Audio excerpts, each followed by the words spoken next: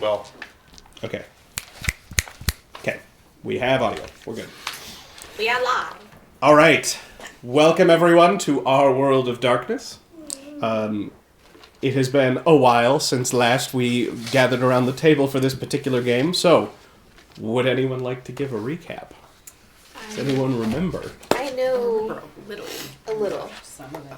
I'm pretty sure we were handed the manual of Mage Society and said, "Here, we're going to sit you through some presentations." So I got the distinct impression that they were trying to sell us condos. Yes, it was definitely, we got the timeshare presentations from 7 different, is it 7? Five. Five different Five groups. different. And then there were a couple of outliers that we weren't supposed to Oh, that was not this last session. That was two sessions ago. Okay, so now I'm smushing things together. Yeah, so two Well, sessions it was on the same ago, day. 2 sessions ago, you learned that there were functionally 3 groups: the crazy people, the people who have sold their soul out for wealth and power, and then you guys. Yes. Was the demon hand in a jar? Yeah, that was last session. Yeah. Okay, there was a Yeah, the demon last hand session in in a the beginning jar. was a demon hand in That's the jar. right, yes. One whole page is the demon hand in a jar and then all the quotes. Her ego enters the room 18 miles ahead of her, etc. That's Helena, right? I think Jamal said it, but yeah. Yes. Yep. So last time, you spoke of the demon hand. It talked back. And it was It- gaslighting me. It was, Yes. yeah, it Absolutely. was pranking us a little bit. And then you had a meeting with the Concilium, which is sort of think of it as the government for the mages, where you are. You gave them your shadow names. You agreed that you would not cause problems, you'd follow their rules, and then you had presentations from each of the 5 different orders, which are sort of like the different factions or job options in Mage Society. They each came in, gave you a little spiel. There were some very clear winners among you and some very clear losers among you in terms of which ones you were interested in or not interested in. But just prior to that, Helena came in and apologized to you and offered you a free visit to their whiskey room if you wished. Yes. And so that we did the presentations, you all heard about them, and that is where we ended. Yes. Yes. So it has been a week in game. Oh, jeez. Your awakening and the following presentations happened over the course of 3 days. You were then cut loose. You went back to your quote-unquote regular lives, where you were for the week. Anything in particular any of you wanted to do in that time? Find an apartment. We're like, Yeah, I was going to say, yeah, you were able apartments. to find a stopgap measure.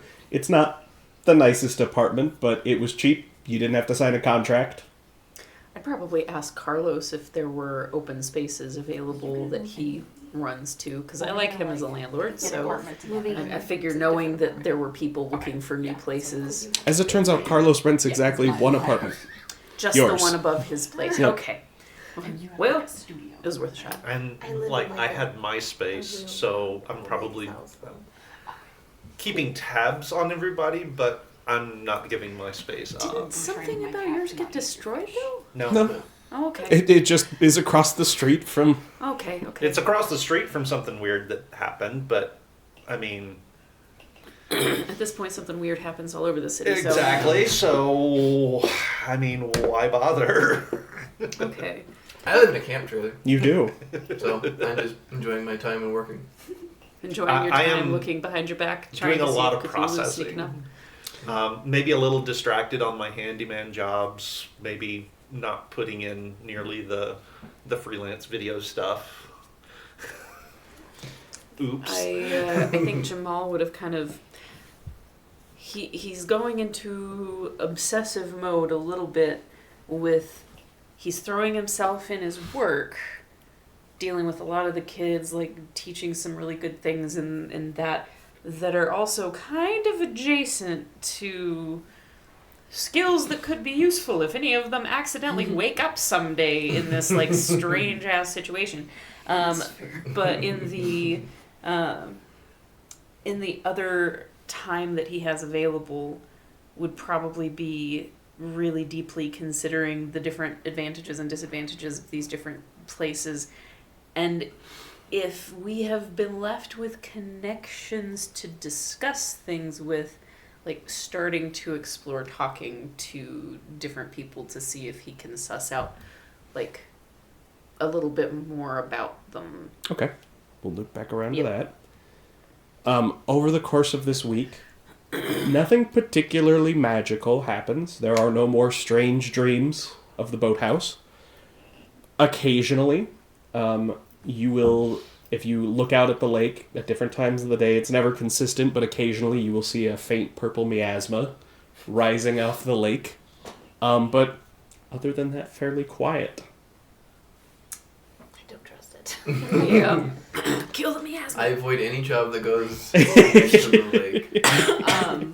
I'm also going to officially quit my little Uh-huh. job thing that I had Okay. and start selling pictures of my feet. Okay. I figure I don't Duly need to noted. have like a set schedule for that. Fair. I'm a little concerned, but I'm also like, whatever. I have you help me with the lighting. Ah, now you're a part of it. Now you're an accomplice. I mean, however you get that bag, I'll help you. Like, This way, I don't have to, I hated that job. It was supposed to be an in-between job, and I don't know what the rest of my life is going to look like at this point. So you think selling your feet makes I up think for that I it? still need real-world money. I do start carrying around like a little go bag in case my world changes yet again. Actually, I think Jamal would too. So it's Yep. like got like a few granola bars, like a little first aid kit, just like, oh my Yep. gosh. We probably went shopping for it together. Like, okay, we're going to get this, and we're This going is to the get go this. bag. Jericho. So you have Alpheus's number. That is sort of currently your only lifeline into anything. Who are you wanting to reach out to? Okay. So, I think as far as genuine interest, he would probably want to talk to somebody who's dealt in the adamantine arrow for a little bit longer. He would also ask Alpheus if there are any representatives from the Guardian of the Veil that don't hate their life. None. Click. Alpheus will tell you. It's not too hard for him to. He can find you someone to talk to from the adamantine arrow.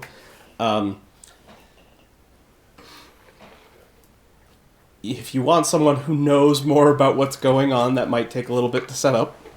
But he knows several people who are sort of in the lower rungs of that. He'll ask around about the Guardians of the Veil. He doesn't know anybody offhand. I think that he would be interested in talking to somebody who understands the philosophy a little bit more of the adamantine arrow. Because he's interested in life is about conflict. Mm-hmm. The only way out is through sort of thing. That kind of lines up with a lot of the philosophies that he teaches. So, that one piques his interest. But, the condo sales pitch, he felt like there wasn't enough for him to decide, okay, how much of this is himbohood and how much of this is, no, this is actually, a personal philosophy that they bring into other spaces kind of a thing. Okay. So. Yeah, so he says he'll... So he says if you... he could probably arrange within a day to talk to one of the lower ranked... He's not sure if that would really give you what you're looking for, because they're still pretty low on the totem pole. But he can definitely set something up. It'll just take a little more time to get a hold of the... Jamal be cool with that. Okay. Was there something Whimsy wanted to do? Oh, no, I was... wasn't there somebody in his cabal who was in the Guardians? Yeah, he told you guys there are several people in his cabal that are in the Guardians of the Veil. Okay. But she's looking for someone. Jamal is looking for someone specifically who is upbeat. Yeah. Yeah, And If happy. you... Does anybody exist in this space that actually enjoys life anymore? Is this just So stuff that, what he would tell you when you ask him, he would be like, I mean, some of my cabal mates seem like they enjoy life. I'm not sure any of them are willing to talk to you, I think that they have to check with their keepers to get approval for that.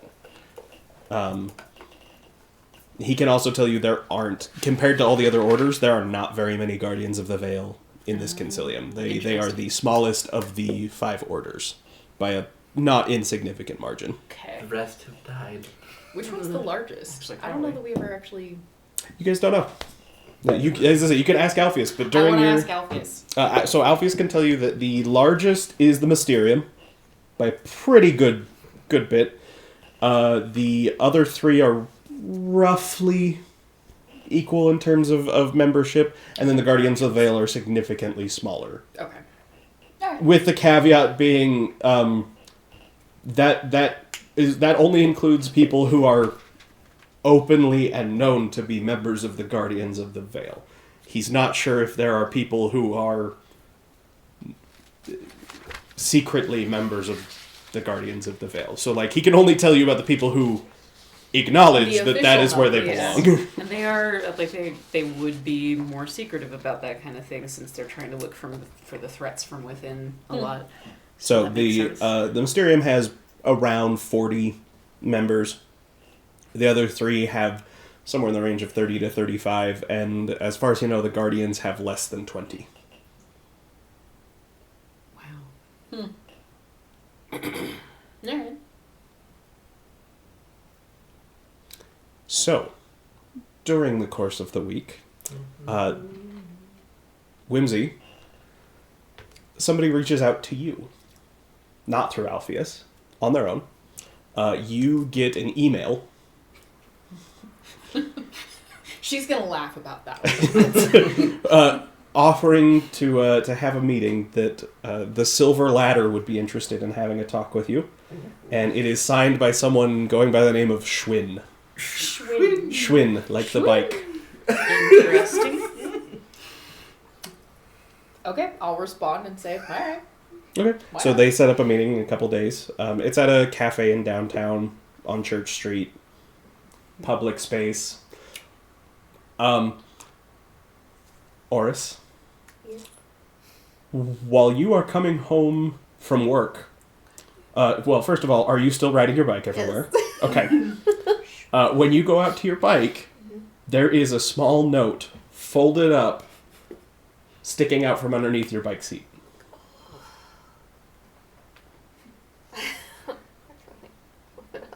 It is an address and a time. Oh.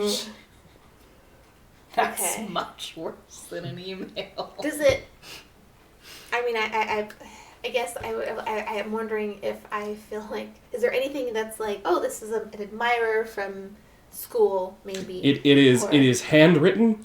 It is the address for a park, and it is a time. The time is at like, it's in a day at 6 p.m. Then I'm going to. This is where murderers happen. Are you gonna tell your roommate? I was gonna say, it's not so late that you're like, it's not like meet me in the park at midnight, but it is like in the evening at this park, and that's all it says. What season are we in at this point? I don't believe remember. we are in late summer, early fall, Okay. if I recall Okay. the dates correctly. I'm gonna have to Okay. double check that. Because 6 p.m. is very different I'm sorry. at Is different that times. the note says like now today or just like later In on? in a day, so it is like In next tomorrow. day. Okay. So yeah, it's the address of this park. The next day, 6 p.m. Okay. I will tell Lindsay, like, this could be one of my associates in some weird romantic gesture. Or this could be some magic-y... Can we cuss on this stream? No. Some shizwa. It could be some magic shizwa. So, in case, We can't. that's where I'm gonna be. Do you want me to, like, come with you? No. Do you want me to follow behind and pretend I'm not there? No, I'll be fine. I'll be fine. So it's like, can I see this note? I will show. Does it look like a man or a woman's handwriting? Is it messy or neat? Ooh, roll me That's the real question. This is the part where Lance forgot to pull up a character sheet so he could read over all the skills again. You're gonna roll me some dice. Yeah. These dice are going to have numbers on them. Yeah. I do have numbered dice. Thank you. Oh, great, good. brought Do you have more than 3 numbered dice? I do. Wow, you are so prepared. That's awesome. So what you're gonna roll me is hurry up and load. Oh, good. You are going to roll me either.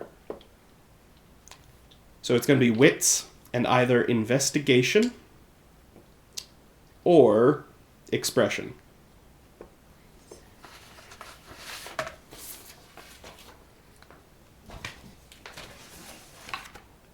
That was only to move things along. Get yours opened up. Thank you. Took longer to load than I expected. What was it? So it is wits plus investigation or expression at a -5. Well, then that's just nothing. Then you can roll a chance die. If you roll a 10, you succeed. If you roll a 1, you critically fail. Can I also try? Sure, same thing. I'm also just doing a chance. Go. Is 0 10? Yes, it is. Okay, I did do a 0. So, Whimsy, you have no idea. Let me see. The only way for you it could be more vague is if they had, like, cut out, like, magazine letters and, like, strung them together. Well, that would tell more. Okay, I'm like, What magazines did they come out of, Lance? For Oris, Plasma. See. you're actually pretty sure that that's a man. Oh, you know what? I bet this is like some guy from the college learning center. I really don't think you should. Not that you can't handle yourself, but like, I could at least call the cops or Alright, something. you can go to the park, Okay. but just be far away. I will just sit and read a It's book not or creepy something. and weird. Yeah, no, I'm Okay. not creepy Alright. and weird. I'm just saying back up. Did you get You got a anything? handwritten. I got an email. What? I got email. See, I expected handwritten note. I expected something weird. I got an email. Was it from the free council? They're No, into actually, this one was technology. the silver ladder. Well, that's weird. Okay. Yeah, but we're meeting at like a cafe during the daytime. And I got an email That about sounds more this. like a date, but okay. Well, yours sounds more like a serial killer. Well, you know what? Go sell just- your feet pics. You're just jealous that I make more money than you. Not alike, kids. Okay.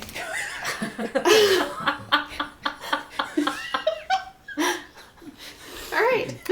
We here at Casual Cactus do not endorse or condone the selling of feet pics. If you'd like to know each individual's been. That's reserved when we have a Patreon. Alright. Alright. We'll make that plan then for tomorrow. Yep. Okay. I will just plan on being at the park, reading a book or something. All right. How much earlier do you show up? Like 30 minutes before. Okay. Park's pretty empty. Not like empty, but like there's only a few people around. Most people are like moving through the park. There are a couple of people who come through walking their dog. Somebody comes through on a run. Nobody's really hanging around the park. I'm gonna set up. I'm gonna put like a little picnic blanket down. Set up my back up against a tree so that I can kind of see everything. I'm just gonna sit there with my book. Look real casual. Is it a nice park? Yeah. It's well taken care of. Okay. So the kind of park that people would sit and read a book? Yeah. Okay. You are the only person doing that, but you are not out of place. Cool. I will leave my bike, a little bike stand thing, and start strolling through the park. If there was no like exact place to be. Nope. And I'll be strolling and realize that I don't have anything at all to, like no book, no nothing. I'm just going to be walking randomly through the park. My phone, I guess. Not so much staring at people, but just kind of Observing. If I pass, I'm like, are you okay? So, as you are walking through the park, after a few minutes of you being there, you get a text on your phone from an unlisted number. Oh, great. And it says left 30 feet. I think I know what 30 feet is. So I'm just going to turn left and start walking. So this takes you off the path Oh, okay. into the actual park. Can I still see her? Mm-hmm. I'm trying to figure out 30 feet. I'm like, all right, so 30 feet. There's just a about person 30 standing feet. there. She's like, 1, 2, 3. Looks up. Oh! At one point, you get a text that says stop. Stop. I'm looking around. Are they watching me?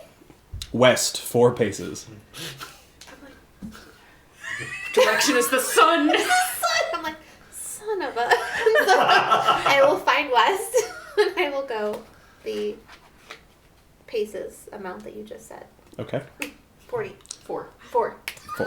4 paces. I'm like, oh my gosh, I think I'm insane right now. Okay. Dig. Jump 5 times.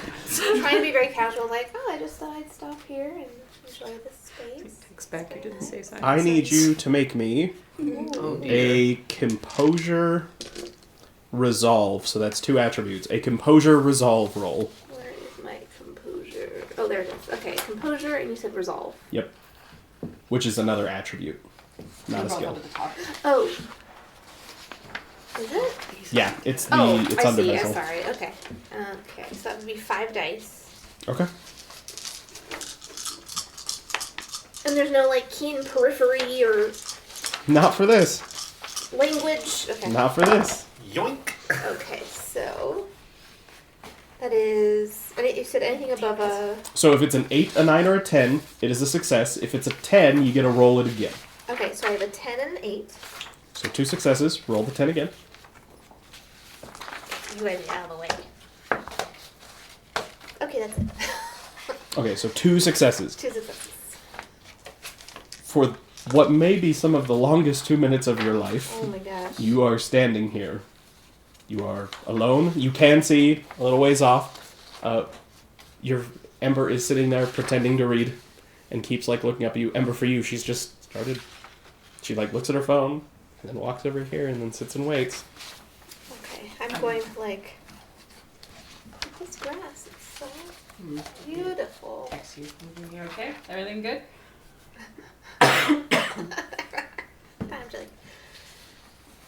I'm just gonna say it weird instead of it's weird. Probably magic.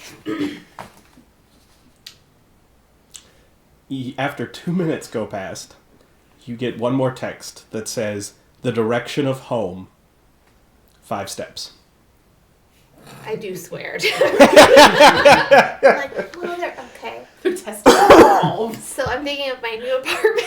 I'm like, all right. So I'm gonna Google my address, my new address, and do the little. Be like, all right, it'd be this way, and then I'm gonna take those. I think 10 steps. You said 5. 5 steps. Why did I get these numbers wrong? I take my 5 steps towards my apartment. Okay.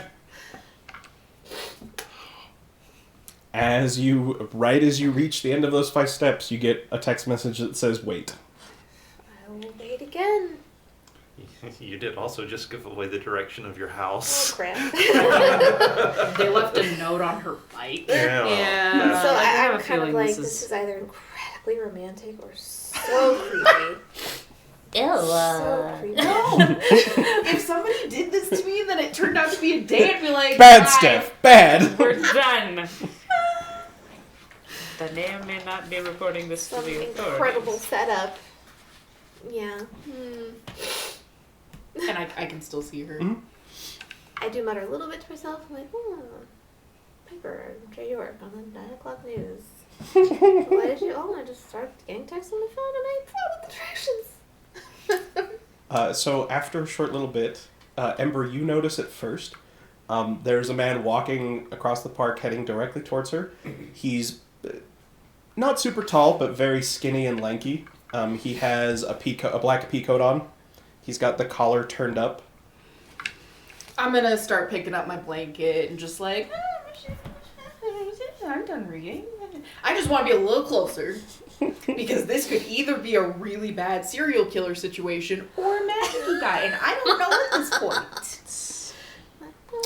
As he gets closer to you, I need you to make me a Gnosis intelligence roll. Me or? Ember. Oh. We'll get to Ember? you. Oh. Yeah.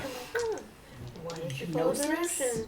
Well, you see, sir. Where the heck is Gnosis? It's right under Oh, okay. willpower. Gnosis and what? And intelligence. Gnosis, right there.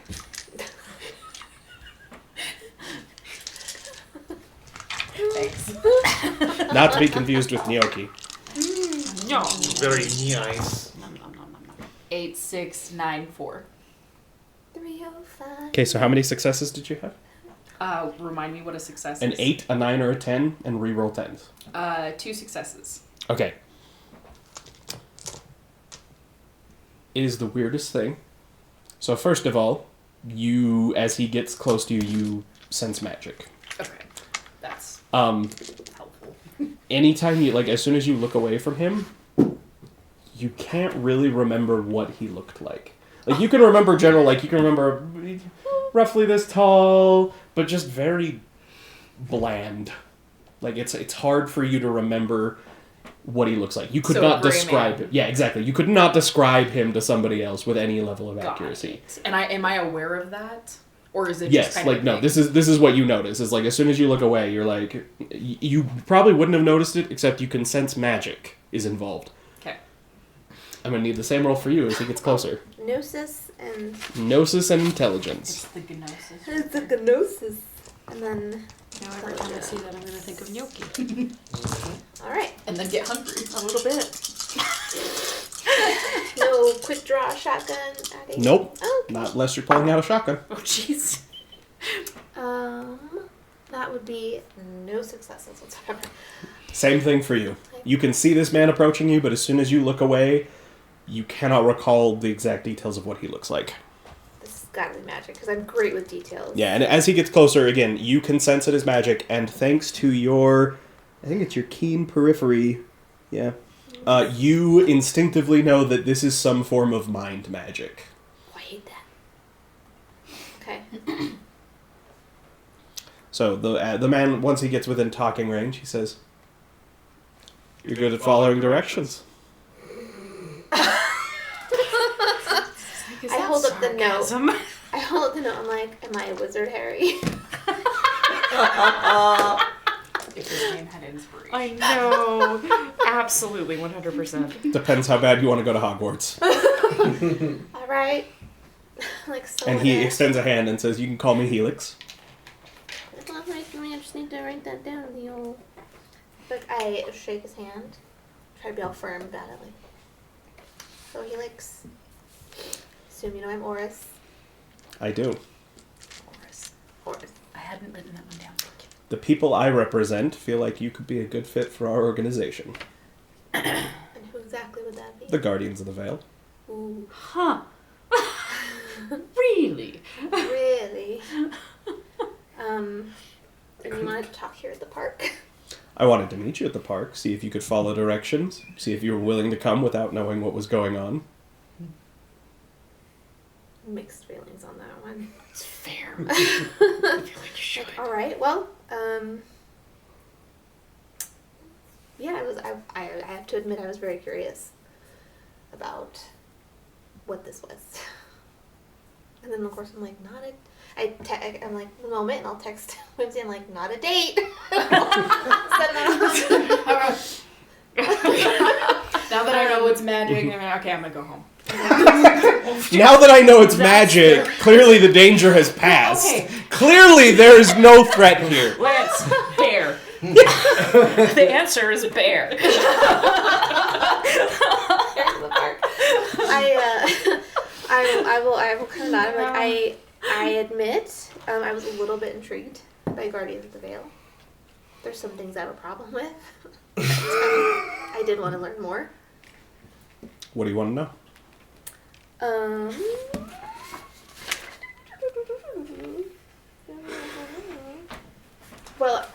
To be fair, you folks didn't exactly lay it all out in a syllabus or manual for what you guys do. All I know is that you try to keep the fallen world, as much as I understand, you try to keep the fallen world as it is, safe. Duty and sacrifice is really big with you folks, and you try to prevent people from awakening. We try to prevent the wrong people The from wrong- awakening. That's true. I didn't rewatch that.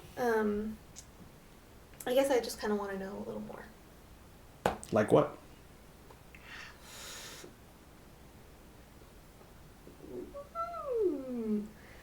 How many of you die from working in your? What percentage of your people that? Over what period of time? That's important. Let's say a year. 100%. Any year? This last year? Yes. Percentage. This year. 0. Last year. 0. Really? Last 10 years. Decade. It kind of sounded as if it was more dangerous than that. I would have expected death happening every year. It seemed to be pretty serious. Are you asking about deaths we're involved in? Or our members dying? Ooh. Your members dying. Those are the numbers. Our work can be dangerous, but we don't send people in unprepared, and we don't waste lives. Hmm.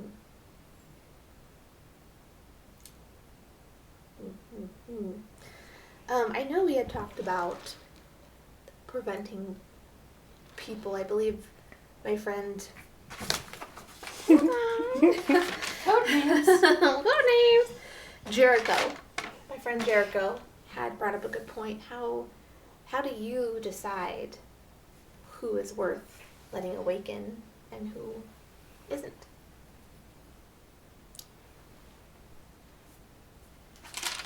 We decide based on the way people conduct themselves in their lives. And you think I would be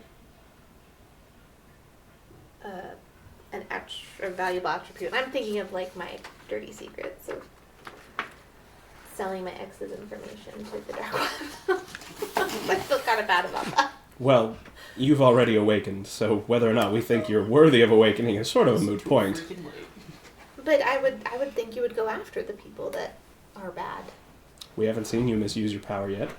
I mean, it has been like all of a week, maybe. Exactly. Do you hunt down people that misuse and try to do harm?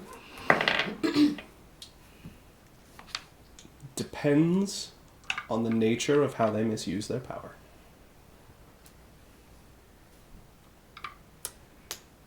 Sometimes we hunt them down. Sometimes we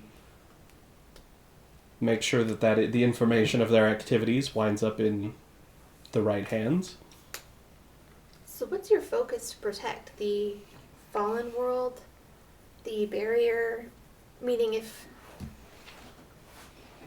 someone has powers and they're just murdering people but they're not actually doing any harm to the veil or whatnot, do you folks care?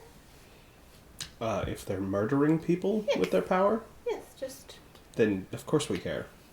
because it's accessing through the veil? Because that is an abuse of their power. Ah. Okay. Most people don't use magic for those sorts of things. Okay. Well, that's good. And the ones who do are pretty obvious, so we usually let other people handle them. What's more tricky are the people who use their power unwisely. Who take too great of risks for too small of reward, and do so regularly. Those are harder to find, and that is the biggest misuse of power that we watch for. You could think of us like the conscience of the awakened. Mm. we point out when people are using their power recklessly.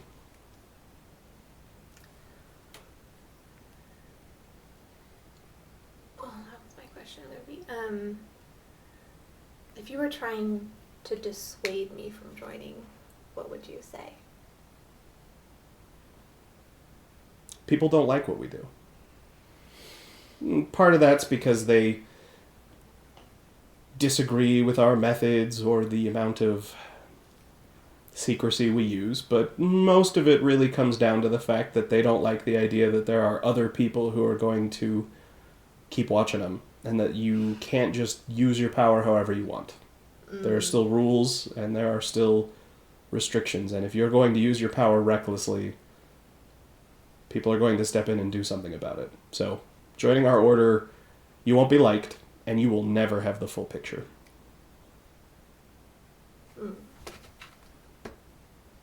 So is it, do you control what, does the Guardians of the Veil control what their members know and don't know about?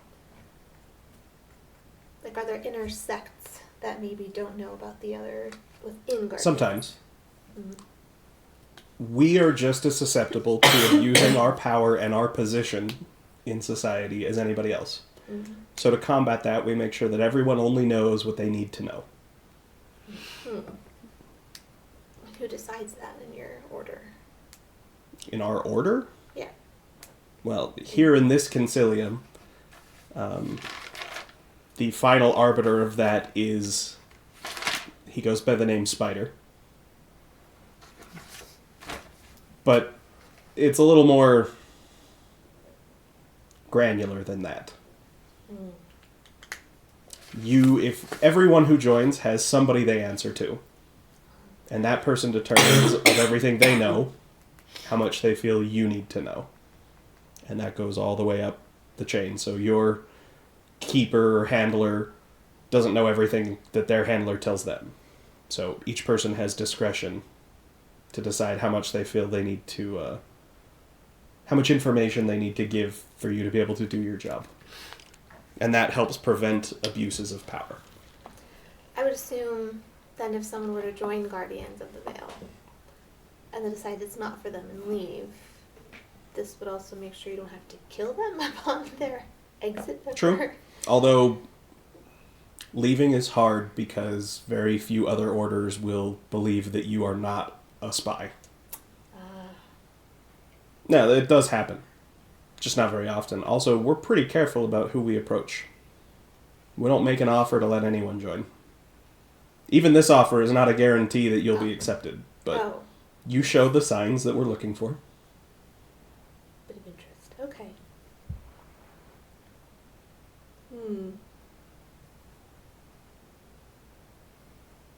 I can't think of more questions in the moment. How did you get my number?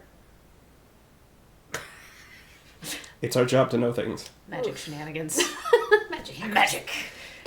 Uh-huh. Do you all know where I live? No. Okay.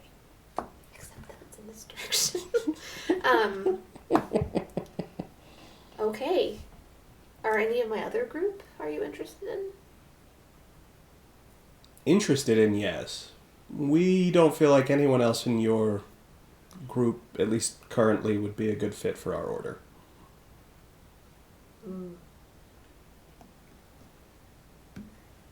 I could see that. Well, thank you for, I want to say meeting me here, because you brought me here. Thank you for directing me to this meeting. Well, now comes the time for my question. Oh, yes, that makes sense. Yes, that makes sense. How much farther in do you want to go? So in regards to what? Our order.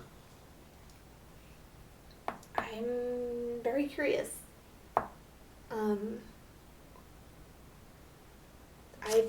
I don't have much else to lose in this fallen world, so there is a attractiveness to responsibility and duty. I do like things to be fair and everyone held accountable for their decisions, good and bad.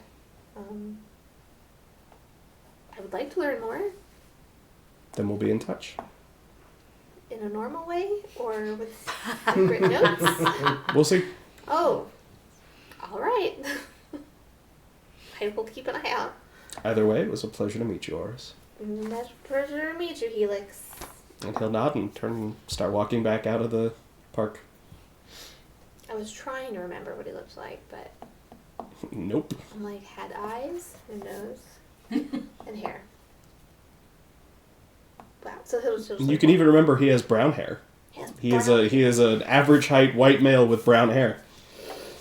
Okay. The most helpful of descriptions. Totally nondescript. Oh yeah.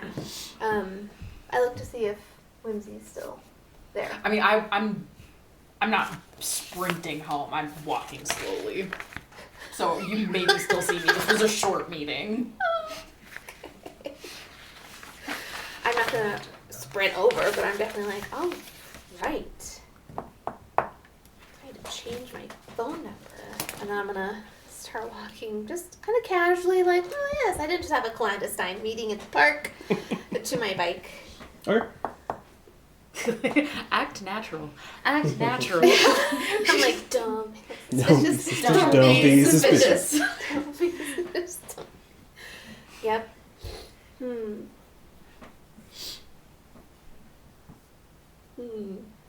Okay. I'm just very suspicious because why? I'm talking to Whimsy probably later on. I'm just like, We're home and you're why telling would there me. not be more people? It does not seem. I don't know.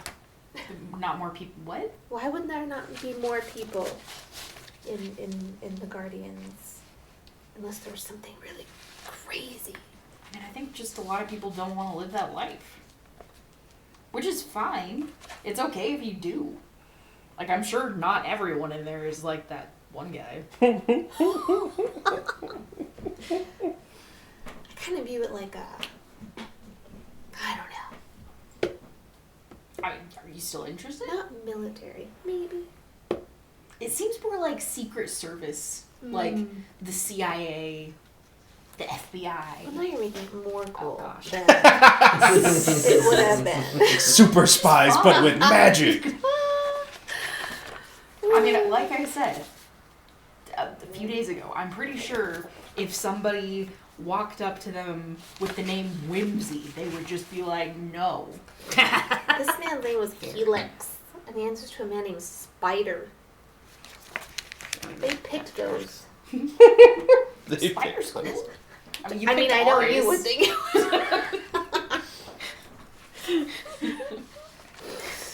No, I mean, I can understand why it might be appealing for you, but I also understand why a lot of people just don't want to live that life. I think you're just saying that because they didn't contact you. They were never going to contact me. All right, I'm gonna mull on that conversation Okay. as I grade my papers. Grade. I heard great. I'm gonna grade them.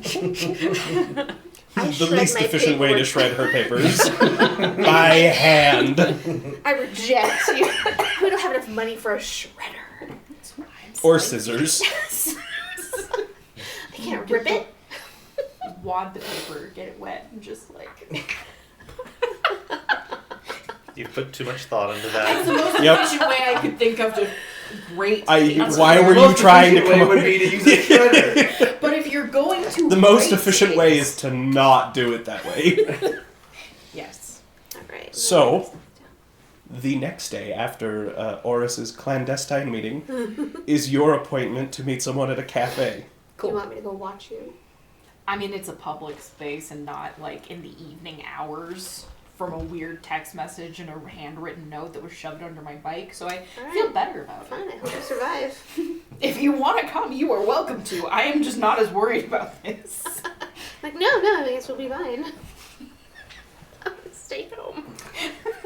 Fair, man. You don't need my help. Here's the cafe. All right. This is where I'm gonna be. Okay. You have my phone number. I'll write it down in case you forgot. Okay. I will stay home. They're already bickering right in your midst. Right? I will text probably once every 5 minutes. Be like, are you alive? That's fair. And Whimsy will respond back, no. That's probably what you would do. Oh man. Okay. Go to the cafe. Alright, so you get there. Real quick. In Yeah. the email, I would have asked who I was looking for. In the email chain of are we meeting at this cafe? Blah blah blah. The response you get back would be, LOL. Not sure this helps, but 6 foot, brown hair, white dude. And he does the ASCII version of a shrug. Oh, ASCII art. Yeah. I am gonna tell you that. Bless you. Maybe. I think we might be meeting the same guy. No, look at this email. Why would he text you? I No, don't it's know. an email. Oh, why would he email you? Not everybody uses carrier pigeons. Why wouldn't he use the dead drop outside the house? I don't know. These kind of seem like very serious people. I don't know if they'd send you a whatever He that said is. LOL in an email. I don't know. Maybe it's Helena. It's a bait and switch. Catfishing. Anyway, Who have we met that you think would be like? nobody. This is your reminder they gave you a name. Oh, they gave me a name? Yeah, Schwinn. Schwinn! Like the bike. Right. I'm just laughing at this point. Like, oh my I got an gosh. email from a guy named Schwinn, who's an average-looking dude. No, you're gonna be fine. Nobody. Everybody who's a fine murderer here. calls themselves Schwinn. Like the bike. I didn't know it was a bike brand. Who was the guy you met? Helix. Cool. Okay, So while you are waiting at the cafe, I'm just gonna order a coffee. you actually see across the street, since this is downtown, Jericho. What's up? Everything Hello. been on the up and up? Yeah, Nothing? we found an apartment. Are you yelling Oh, across sweet. the street? Oh yeah, I guess this is across the street. Oh, sweet! Awesome! Apartment! It's great! I'm meeting Will's Magic Guys right now. We're just waking everybody. Oh my gosh. In that case, it's gonna be more like a. Eh. And if you look concerned, I'm just gonna be like, He'll And this is why you should all know sign language. okay, and I'm just gonna go into the cafe. Oh no, this is so they see Oh, you at I'm a in table the out on Oh, just okay, outside, and yeah, you're waiting. Okay, I'm just waiting for my cup. So, Jericho, other than using your hands to talk across the street, do you just go back to work? You're just sort of you're walking from, having just met with some of the kids, and you're walking back to the art center. to space. Okay. Yeah, and the art center is not that far from this cafe. They're both right in downtown. Oh, okay. I might pop across the way then, and since she's sitting in the open, just kind of come by and be like, "Hey, how you doing?" Good. How about you? So far, so good. Had my my kids today. Did some lessons. I got a couple of meetings to curate for a show coming soon. So I'm heading up to the gallery. Everything been safe and Yeah. good. Yeah, we found an apartment. Fabulous, fabulous. I say we she's actually here. Yeah, just sort of figuring out all the other stuff. Yeah, I've been thinking a lot on that. Be interesting to see how all that turns out. Same. No weird crazy interactions with the roomie or anything, or the former roomie, I guess. Oh, no, that's- no tales or. As far as I know, that person had no connection to where I would be going or anything, so... As you look around, there is a guy standing a respectful distance, but also clearly is waiting for an opportunity to step in. 6 foot, brown hair, glasses. He's in a white shirt and a tie. He's got the sleeves rolled up. He's in slacks, and you can tell he's like, I don't want to interrupt, but he's also clearly waiting to, like, step in. So as you, like, no tails look around, this guy is clearly waiting to talk to one of you. But looks very much like not a threat. Yeah, and he is, like, when he, you make eye contact with him, and he's just sort of like, you can tell he's like, oh, I don't want to interrupt what they're doing. Hey. Hi, man. How you doing? Hey, pretty good. Schwinn? Whimsy, right? Hi. Hi. One of those. I'll do my thing. Oh, you're good. You're good. I don't want to interrupt anything. Y'all are all right. Good We'll to reconnect meet you, later. Schwinn. Jericho. Yeah. Good to meet you. And I'll be up at the space gallery if you need anything. Cool. Thanks. Good to see you. Carry on up the road. So Schwinn will sit down at the table with you. Seems like a good guy. He's a good guy. Good. Yeah. Jericho. He said his name. Yeah, I've heard of him. Part of my graduating class, you might say. It's a good way to put it. I like that. Anyway, I'm Schwinn. Nice to meet you, Whimsy. So,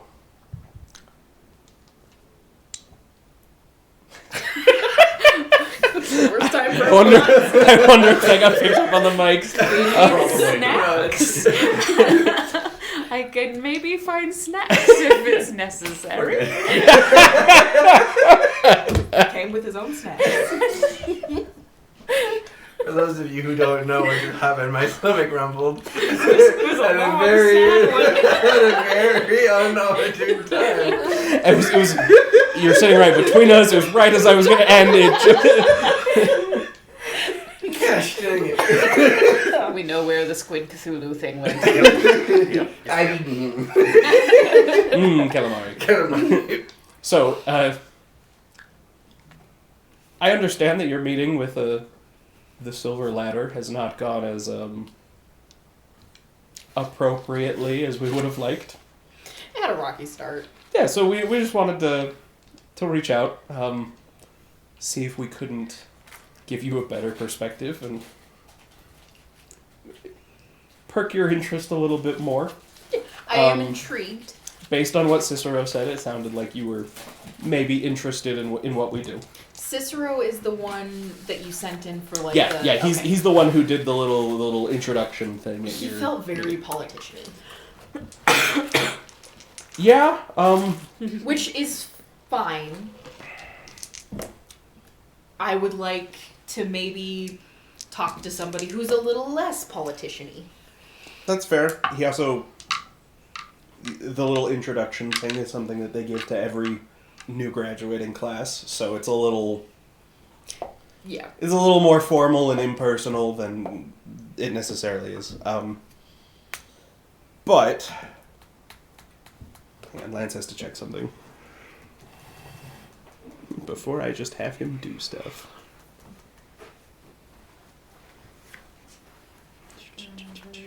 If I have any questions, what my questions were here?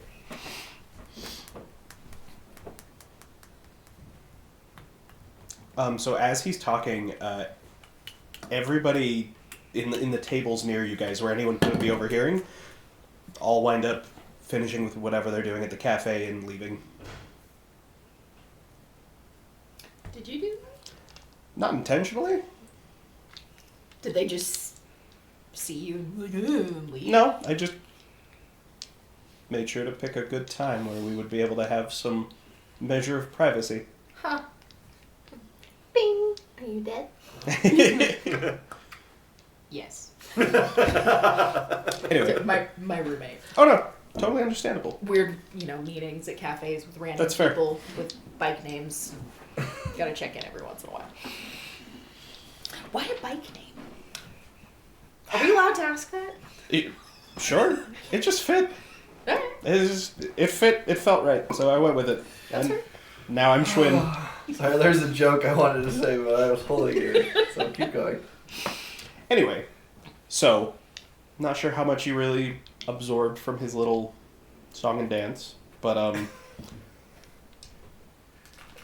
we are, for lack of a better term, the closest thing to politicians that you're gonna find in our little society.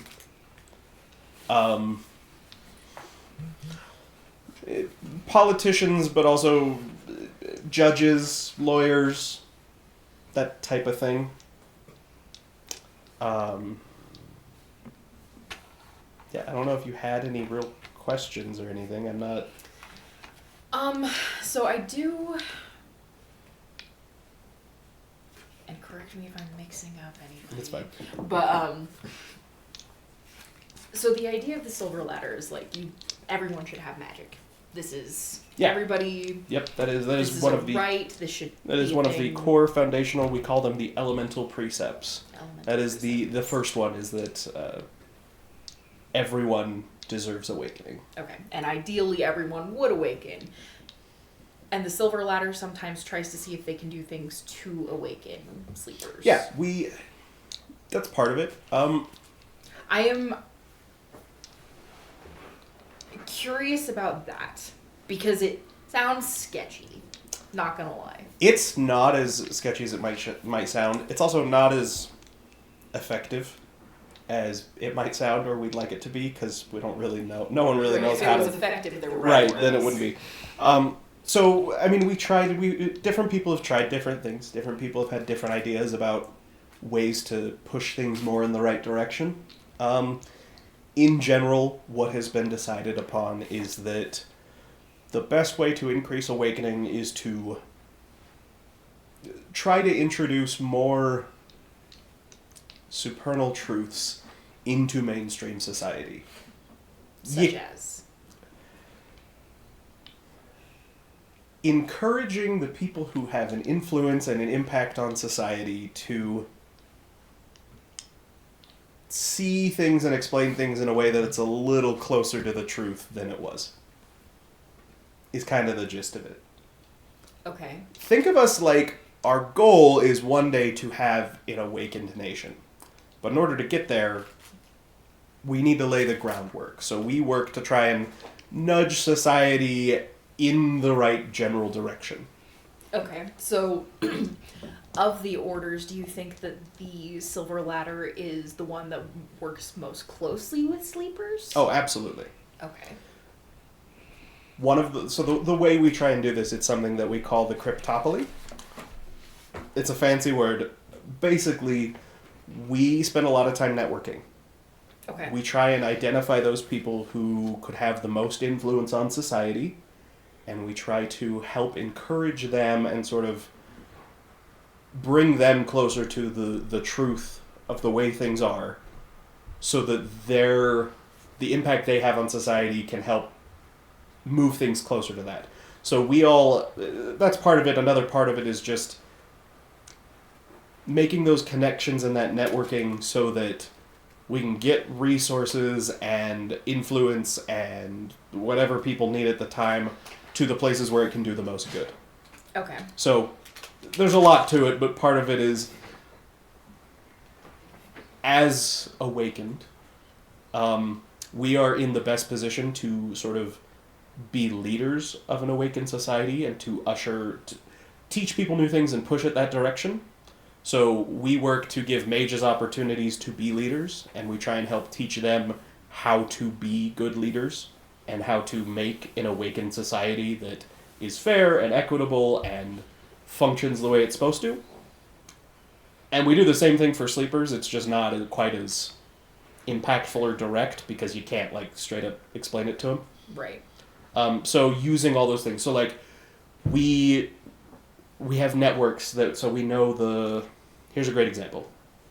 Let's say there's a local artist in your town that is getting really popular.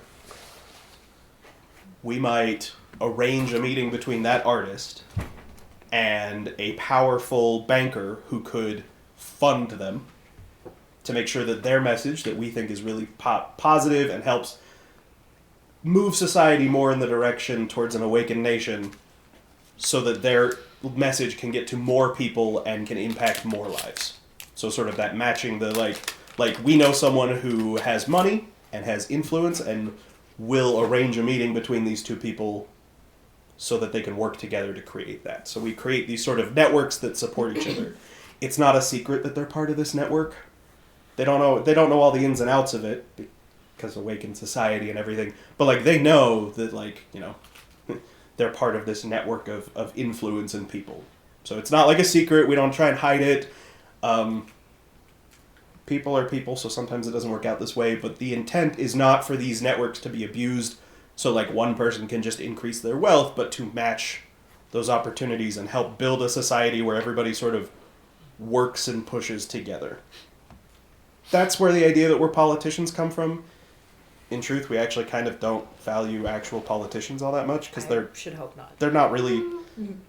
Politicians aren't really actually that helpful. Like, they don't add anything. They mostly manage what's there. And that's not an unuseful skill, but that is not as impactful as people who actually, like, create things and have an influence on public opinion and people's philosophies and perceptions and approaches to life. So it's also this weird line where, like, people view us as politicians because of the whole peddling influence, making inroads type thing. But also there's like a religious side because some of the most effective people at influencing society are religious figures or philosophers or other things. It gets a weird mishmash that turns some people off to the idea. But, so... Okay. We try to avoid that when we can, and we try to be as open and honest with everybody as we can about what's going on. So do a lot of Silver Ladder members have real-world jobs because we're trying to do this networking thing? It depends what you call a job. Most of us don't have direct 9-to-5s. Part of that is that the best ways to peddle influence and make those networking connections is not through traditional 9-to-5 jobs. You either wind up working way more or way less than that, depending on your particular avenue of approach. I work at the bank. I work more of a 9-to-5 job, but even then it's a little... I started out at a 9-to-5. I've worked my way up to where I have a little bit more flexibility. I also probably work more like 80 hours a week. So, Okay. but, so, like, we try to be connected with the regular world, and we view regular society as just as important to our job as mages. It just, you know, not many of us are going to work as, like, fast food servers. Like, there's nothing wrong with that job. It just, that does not lend itself to making the networking connections you would want to be able to match people up with those opportunities. Right. So does there end up being overlap between the Silver Ladder and the Free Council? Because there seems to be some similarities between how sleepers are viewed and how There's modern society some. is viewed. The biggest difference there is that we think society... We want to move society more towards what we would view as sort of the perfect awakened model that you see reflected in the mysteries and magic and the supernal world. The Free Council thinks that society as it is magical, and they are more interested in seeing what sleepers come up with than trying to influence sleepers in their direction. Gotcha. Also, there's some overlap, but the Free Council is not as coordinated as we are.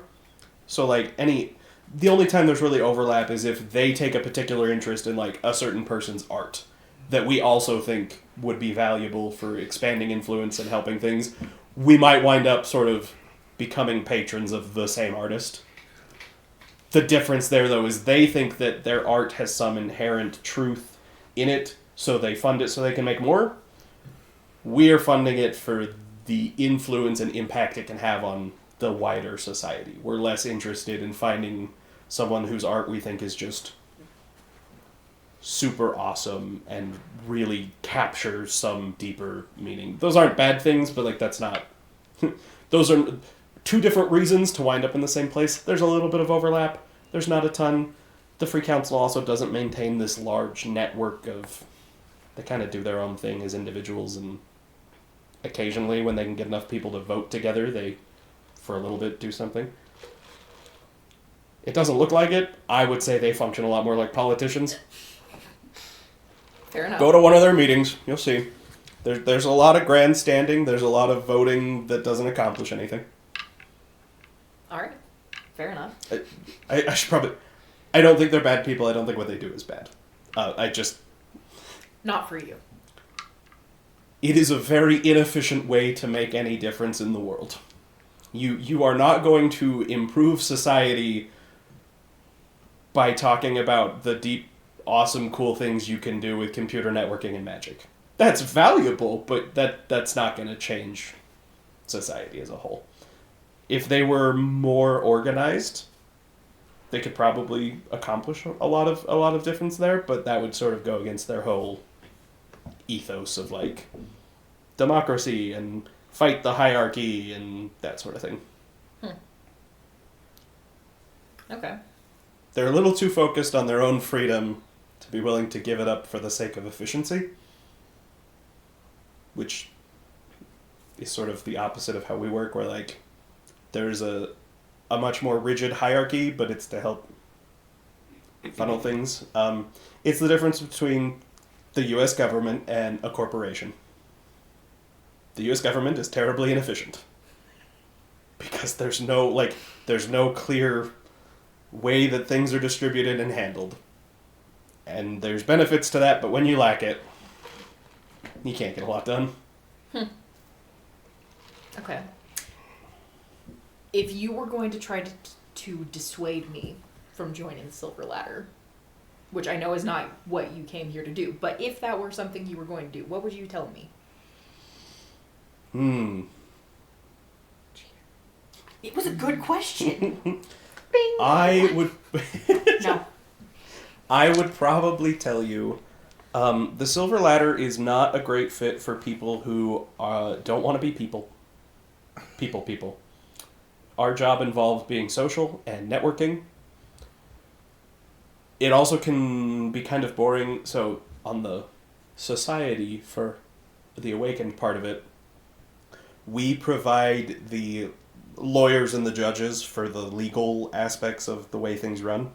So there's the Concilium has a thing called the Lex Magica, which is like the rules of magic. Mm-hmm. Our order is the one who created it. Our order provides the people who investigate and make judgments when there's conflicts or determining things. We also provide, our order is where people are trained to be lawyers, for lack of a better term, to represent different people in those cases. So like there's a lot of legalistic stuff that goes on. If you're not interested in that, it might not be a great fit, because that is a pretty big part of what we do with other Awakened.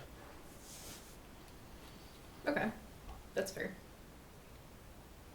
Okay. That gives me a lot to think about. Yeah. And we are interested in working with all mages, regardless of what order they might be a part of. That's just like what our order specifically tries to facilitate. So you join another order, we'd still love to work with you. We'll push opportunities your way. In our view, it is all part of one big movement. I came here with the idea that even if I joined another order, I would like to have networking in other places. So we would like to, and we hope that a few bad experiences with some of our members doesn't turn you off to the whole ideas as a whole. Honestly, I don't think it bothered me quite as much as it did the rest of my graduating class, but I understand why they were bothered. It was not a great start. It is a very particular brand of influence, and it is not for everybody. It's fair. Okay, well, I appreciate your time, Schwinn. That was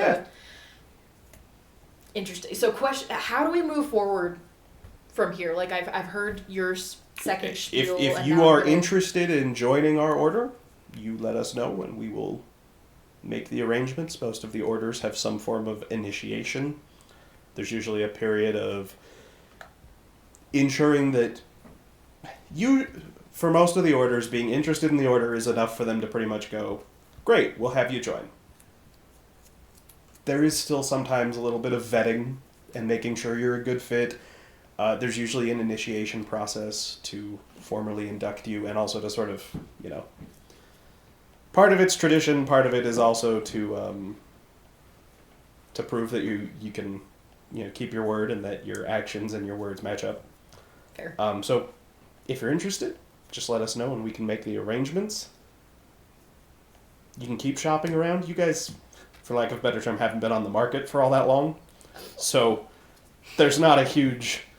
No one is really going to look at you guys and be like, no, they're a lost cause, they're not worth it yet. Is there an average for how long it takes people to usually decide? Not really. Depends on the people, depends on the current events going on. Sometimes that'll push people more one direction or another. It doesn't usually take people more than a few months to at least start to commit. Sometimes you get partway through your initiation and realize this really isn't for you, but most of the orders are pretty good about finding you a better place to be. Okay. So yeah. Cool. Well, I appreciate it. You gave me a lot to think about. Yeah, no problem. And they'll bring over the check. He'll put his card down. It's on me. Don't worry about it. Thank you. Yeah, no problem. Yeah, my iced coffee. And he'll get up, be like, "It's a pleasure to meet you, and I'm sure I'll see you guys around." Have a good one. You too.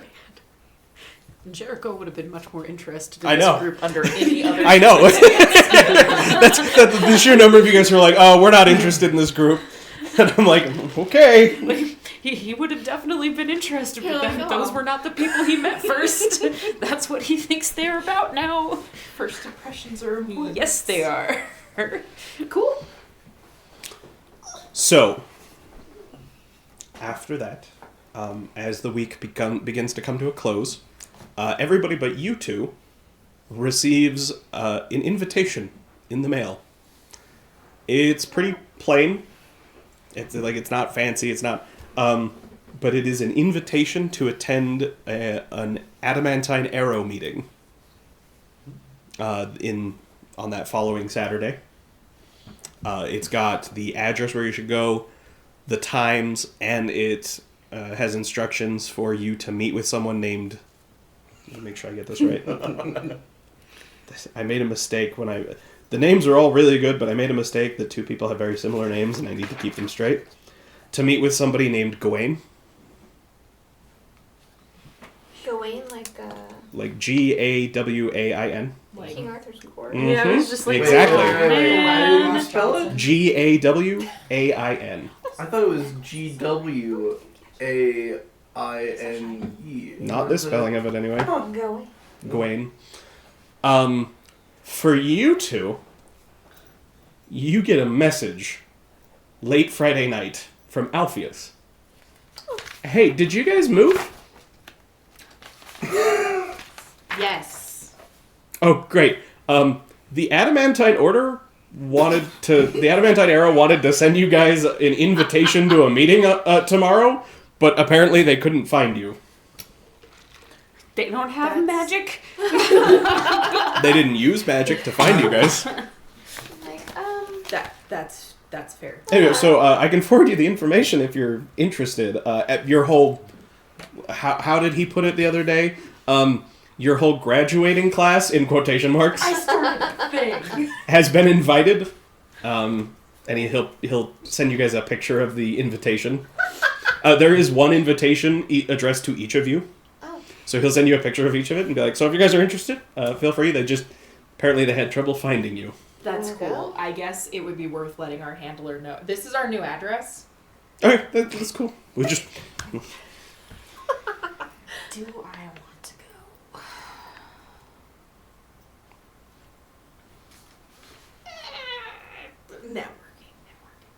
Networking. Alright, yeah, I'll go You're away. gonna go? Yeah, sure, I'll go. Okay. Alright, so are any of you not going? I would probably call you. You get a call. Hey man, what's up? Hey, did you get something in the mail? I did. Okay, which one are these guys again? These. Oh god. This is Keith not remembering because What I. doesn't kill you makes you stronger. He's like, yeah, these are the guys that are like, Means These are the sure. warriors. These are the ones that like go out looking for fights. I think they're the ones. They're the ones that like These are the guys that go out looking for trouble. like trouble makes you stronger kind of crap. Are you going?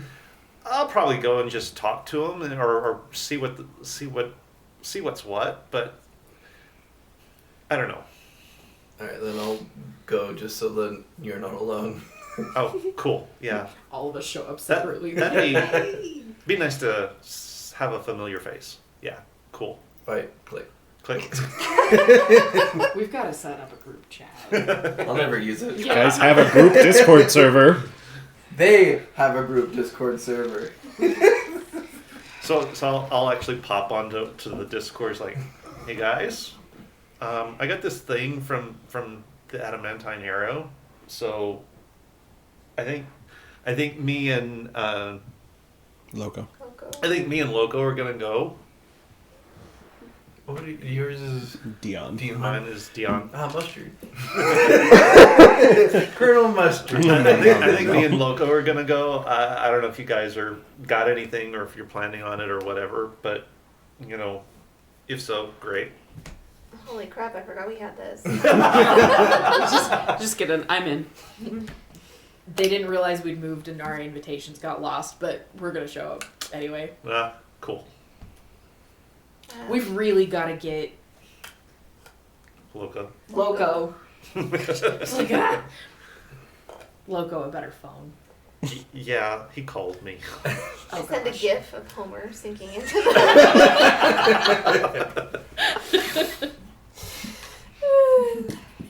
Cool. See you guys there. In the hours before your meeting, Jericho, you get a message from Alpheus.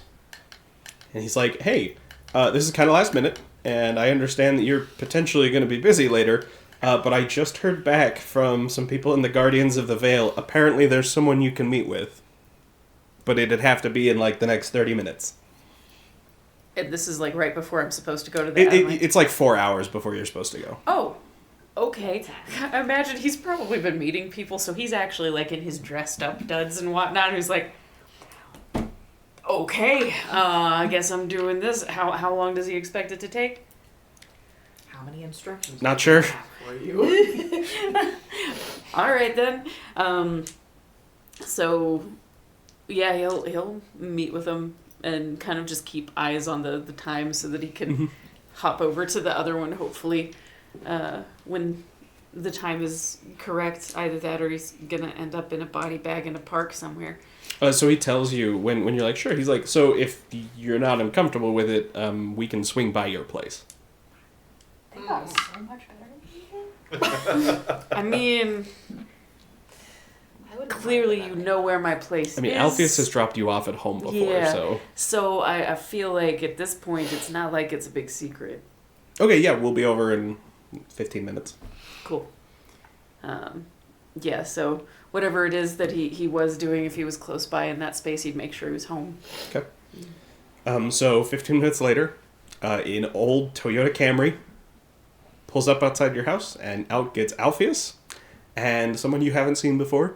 He's 5'4", long, shaggy brown hair down to his shoulders. He's wearing baggy jeans and a black t-shirt, and they head on up and knock on your door. All right. Sharp contrast. Yep. I'll open him up and kind of just let him in. Hey, make you some tea, something? Alpheus looks at him, and you can't guess? Alpheus is like, dude, we're not playing this game right now. No, we're fine. No problem. All right, have a seat. I'm Roberts. Jericho. Roberts. I'm Chad. Okay.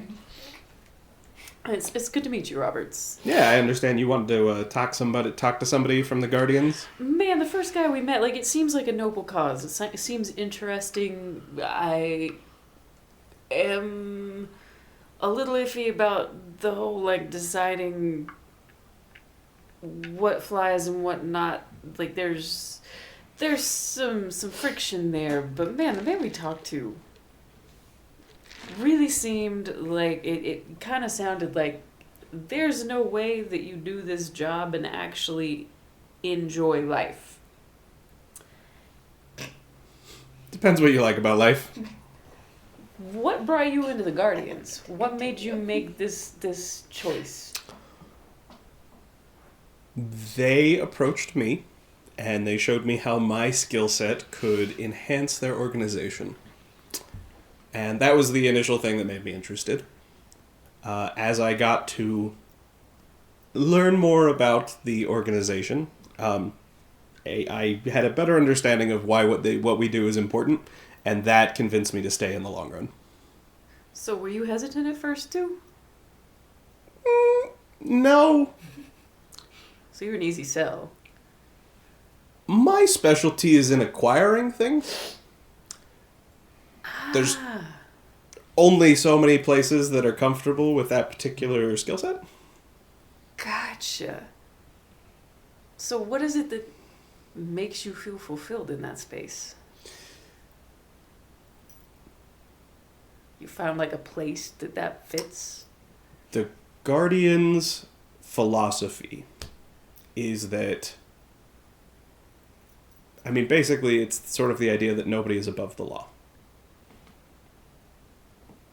So keeping everybody accountable and teaching people, keeping the worst people from awakening when they can, and teaching awakened people how to use their magic responsibly, and keeping tabs on everybody to make sure that they do. I don't know why, it's kind of, there's some like super spy secret stuff that you get to do sometimes, and that feels cool, and it's like living the, but that fades after a little bit. But seeing the importance they put on that and the difference that it could make in society as a whole, long term, that's what bought me in. Short term, it was the fact that they approached me and were like, hey, we think your skills would be really useful. You're the kind of person we want here, and that feels good. I imagine you don't get that a lot. That makes sense. I get it more than I thought I would. Just since this, or just in life in general. by people you want to be interested in your skill set? Sometimes. Those are the people I like hearing it from. That's reasonable. That is a reasonable response there. All right, so taking the John Wicks out of the equation, what are some of the smaller ways this trickles down? Because y'all are a small group. So So I've been told. Okay, that's fair. So what are the ways that you see that play out in smaller bits and pieces, the things that a day in the life of for somebody who's not doing the super spy shit? So first of all, I can't tell you that much about the day in a life. Broad strokes. Second of all, I don't know if my day in a life is accurate for anyone else. I don't know what everyone else does. The way it tends to work is you know as much as you need to know to do your part. That is all. And there's not a lot of explanation a lot of the time. That's part of the reason a lot of people don't like it, because they want to know everything that's going on. But I have learned in my life, and through seeing the Order work, that the more you know, the more damage you can do. So if we accept that most people are deeply flawed individuals, and that the general attitude among most people when they get a little bit of power is to abuse it, the less you know means the less power you have, which means the less damage your abuse can do. Now that requires you to be, part of the reason a lot of people don't like that our organization is because that it requires you to accept the fact that you are just as prone to corruption as anybody else, and you're no saint. So you have to be kept from all of the facts just as much as anybody else, because you could be just as dangerous, if not more so. So I don't know for sure what everybody else does in their day-to-day life. That's fair. That's fair. This is a little bit more of a high-risk situation, right? Do all you people, or a lot of you people, like, have families you're worried about at home? Things that could become liabilities? I don't know if anybody else does. So you don't know if they've got families or whatnot? I don't ask him about it. That would seem Invasive. And if you had a family you were worried about, I think the last thing you would want to do is publicize the fact that you had a family that you were worried about. Well, Again, just this curious. compartmentalization, like, the less people know about that, the less at risk it puts That's them. fair. I'd just be curious, like, how people would protect the people they care about, because it's not like, yeah, we got code names and shit, but, like, it's not like it's that hard to figure it out if you wanted to. So we can cut some strings. Did you not know that? I was observant. I don't know why you thought this was any different than the one on Tuesdays. Like, same people, same place, same channel. I don't. What are you doing on Tuesday? Tuesday. Oh, it's not Tuesdays anymore. Brain reverted back to many moons ago. Anyway, so like, we can still protect them with magic, but unless we think there's a serious threat. I mean, part of our take a proactive approach to problems. Know what's going on before it happens, so that you can react to it. If I ever felt like my family was in danger, I would probably let my handler know, and it'd get run up the chain of command, and there's a non-zero chance that they'd pass that along to the adamantine arrow, and they'd put somebody on it, I assume. How often do you run into that? He asks Alpheus, like, does you handle people, you end up dealing with this some, like, is this a problem people run into? Not a ton.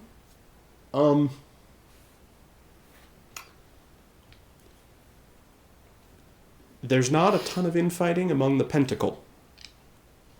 And even if there is, if you go after somebody else's family, now your family's fair game. Now, when it comes to some of the other groups that we are much more opposed to, they have a harder time learning about us. Because we don't meet them at meetings. We don't give them info. We take precautions when we know we're going to run into them. How do you know that kind of thing? Like, how do you... He's going to look over at Roberts, and Roberts will be like, one of our jobs is finding spies and dealing with them. I suppose that does make sense. Interesting. And, you know, even if they target our families, they have families too that could be targeted. Like, you gotta be careful how you go about it. And if we just start dropping bodies all the time, sleepers are gonna notice. We can't cover up every murder we commit. Like, you gotta be careful about it. You can't just... Your first solution can't just be to whack a guy. Alright. So it's a concern, but usually when it's a danger, we know that it's a danger. It's not like it's just constantly all the time, any more than you could piss somebody off, you know, down at the corner store and they could go send people after your family. But you don't constantly worry about that happening. I guess that's fair. This is still, like, new enough to me that it all feels... Yeah, like, if you're in a... I have not been in any positions that I feel like put other people I know at risk any more than normal life does. It's fair. But again, I also don't know that much. So even if you went after my family for leverage, like, I don't know that much. There's a limit to what you can learn from me. Fair enough. Now, the higher up you go, I assume the more precautions you take.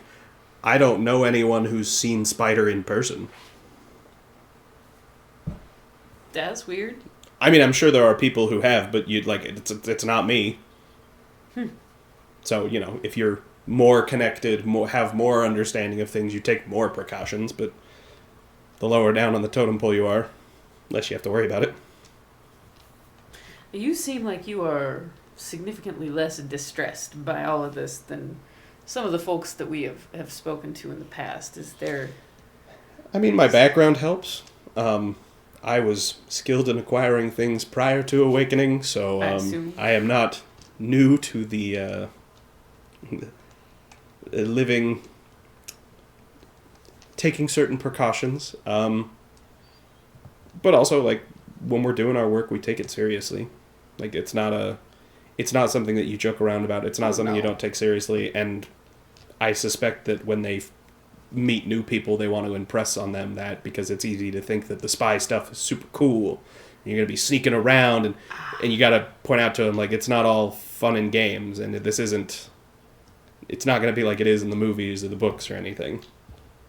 That's reasonable, and I would not expect that sort of a thing. Also, as far as I understand it, which could be wrong, they're kind of picky about who they accept and don't accept. Yeah, when some of the stuff you were talking about in the very beginning, I imagine they might not just be particularly interested in me anyway, because I haven't actually gotten a call. I had to reach out to you.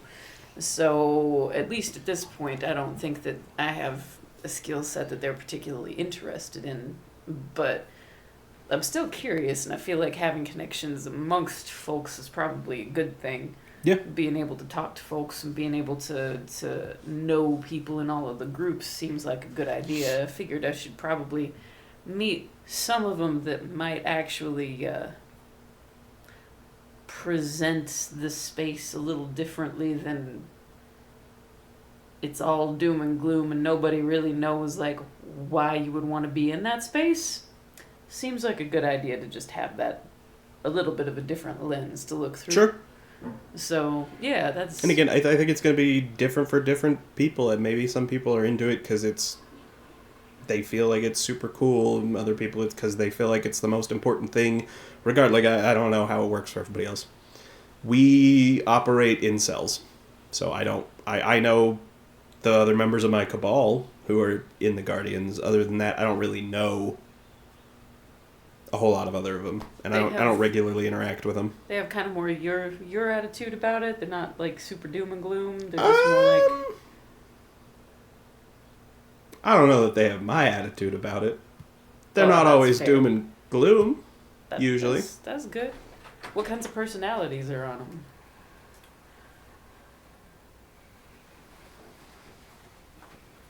They're normal people. Some of them are a little more angsty than others. I suppose that might actually be a benefit in that job description. But again, they serve different jobs than I serve. So So you got like people that I don't know what they do. I just know it's not what I do. So even the ones in the Cabal, you don't actually know what their part in the Guardians is. So at this, like you can tell, Alpheus is like, our cabal may be part of that, and he sort of looks at Roberts, and Roberts is like, yeah, go ahead. Alpheus is like, so our cabal is sort of separated into three main groups. There's the people at the top who know what's going on, and then there's sort of two. There's like a support staff, and then there's more of like direct action type folks. We don't always...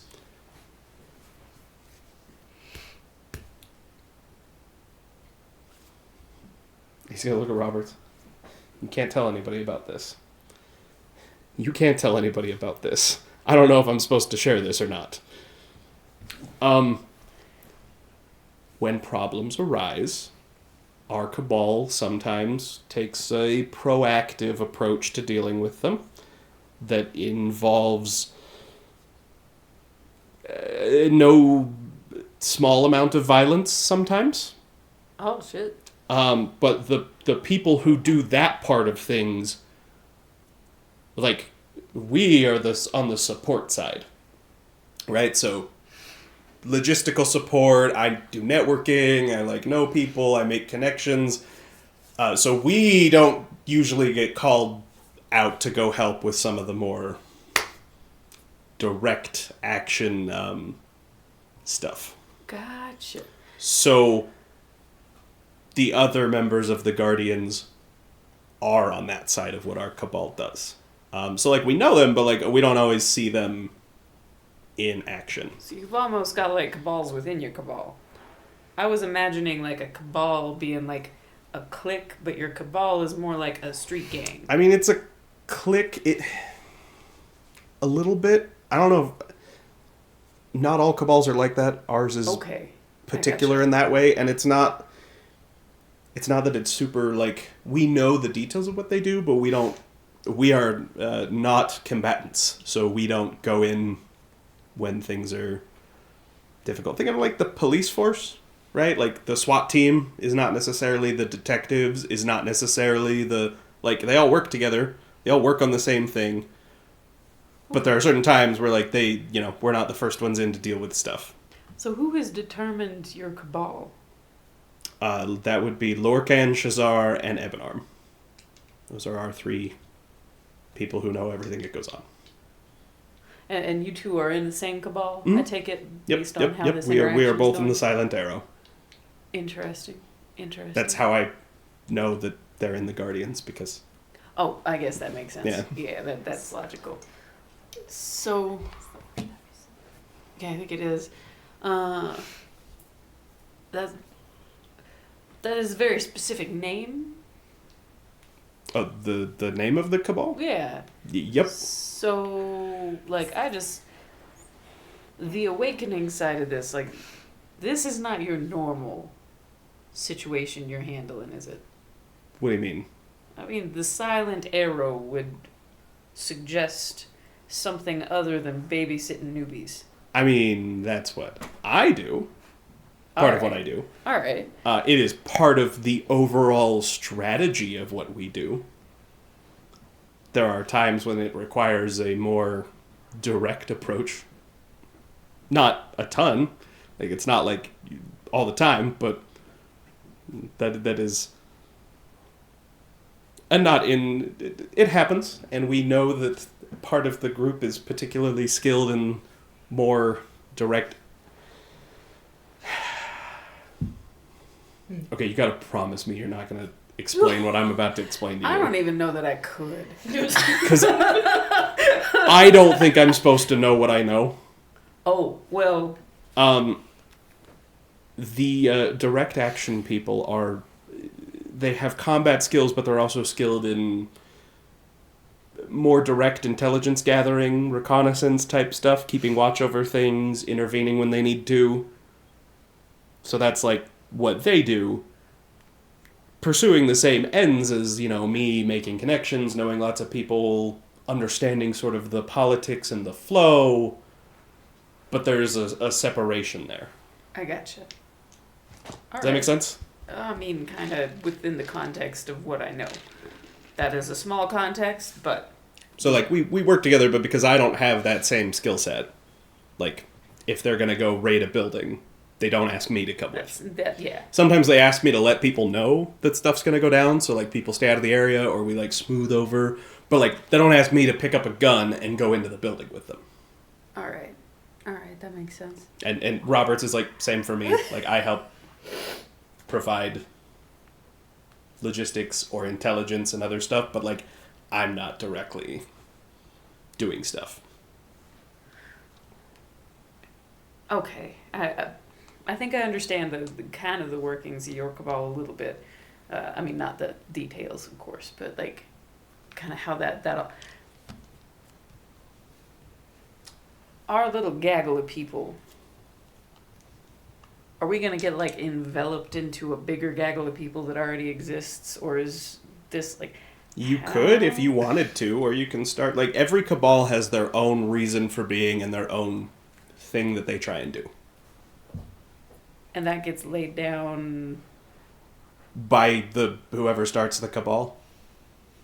And it could change over time if your cabal members change and decide they want to focus on something different. interesting. Okay, great example. There's a cabal called the Champlain Charters. They own a boat. Their whole shtick is they want to map all of the lake. So that all the little secret parts, all the parts they want to map it all. Have they mapped the big purple thing yet? No. Okay. But so because they want to map it all, so like that's what their cabal does. Okay. Right? So like everybody in their cabal, that is what they get together to do, that is their focus. But there are some cabals that just they're together because they trust each other and they've formed like friendships and relationships. So they work together. Like, you don't have to have some hyper-focused thing. It depends on the cabal. Okay. Think of a cabal as, like, your group of your friends and your family. Right? Sometimes that's just because they're your friends and your family and you invite them to stuff because you like them. Sometimes you get together to do something specific. All right. Okay. Our cabal just happens to have a very... Gotcha. We happen to pursue a strategy of some sort to wider effect. All right. I think. Sure. Okay. I mean, there might have been some follow-ups in there somewhere that I had an opportunity to go down a rabbit hole for, but I think that with the limits of what you're able to tell me about the Guardians, because that is such a secretive kind of, like, I think I've probably exhausted most of the ends I can see, but I appreciate you talking with me. It's an interesting thing to know about, and I suppose good to make a connection with somebody on the inside of all that nonsense. Sure. Not that it, not no offense. Like that's None all taken. of this feels like nonsense right That's now. fair. It's drinking from a fire hose straight up. But yeah, I appreciate your time. Not a problem. Sure, I can't make you any tea. I got like 3 more hours. Nah, I'm good. All right. Well, that I appreciate you for setting this up, Alpheus. Yeah. He's also done some research on Alpheus's name. So he has a lot of questions that he's not going to ask. Oh, I didn't even think. He's been looking like he's done Lorcan, he's done Alpheus. Helena can be so broad that it's like meh, but yeah. I can tell you the trick to understanding Helena is to learn what the other naming conventions in her cabal are. And we don't know very many of those, do we? You guys Her have current met cabal, 2 of them. or You guys have met 2 other members of her cabal. Which were the other Cicero? ones? Cicero Oh, okay. and Nero. Okay. Yeah, that makes sense. Several cabals. The sometimes the trick to understanding it is to understand the context in which they exist. Nero was an interesting choice. Okay. Okay. Okay, so they'll get up, Good to shake meet your you, hand. man. Yeah, we'll see you around. Yeah, if you like art, there's a good exhibition going on, but date. Roberts is like, I like art. Not for the reasons you might. And probably not for the reasons I should, but I like art. I should It's have very thought that. flexible in its pricing. It's wonderful. These are noobs. Don't like hold off. wait until they blow up a little bit. Nibble that out. He is an expert in the. He is an Right now, expert we just in the need the money. strategic transport of equipment to all locations. Burlington, Vermont. In Yep. Burlington, Vermont. No, well known for its. All right, so the hours pass and you all head out. So the location you've been given is outside of Burlington. I can send you the actual things. You can look it up on the map. But it's sort of in a less developed area. And it is listed in Google as a CrossFit gym. Oh, I am so massively overdressed for this. They are the himbos. Oh man. Pull up our chat so I can send it to you. It's like I pull up in my work truck wearing my work clothes and work boots. It's like, oh. So it is Okay. across the street from a large like processing plant or maybe like a FedEx depot type place. It is a small, squat brown building. There's a few cars in the parking lot, not a ton. And you guys all wind up pulling up at roughly the same time. did you take your bike or did you drive with me? I bike. So you had to leave like an hour and a half before Whimsy, Darn it. and you arrive 15 minutes, 20 minutes later than everyone else. Okay, if it was that far away, I would reluctantly just white knuckle in the car. Would it make you feel better if I took like a safe driving course or something? You haven't? That's a fair point.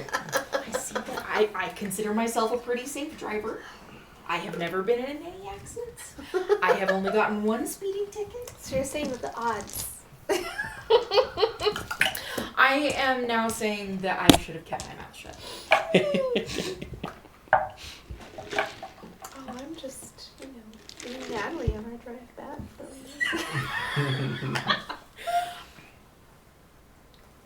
Nope. Yeah, I would arrive with Natalie, with Whimsy, with my go bag. In case. Obviously. I don't feel like we go anywhere without the Not contacts anymore. now. Hey guys. Hello, Dion. So I guess we all got the invite, huh? Well, yeah, obviously. Duh, I already confirmed that. Duh. If I bought you a new phone, would you be part of a text group?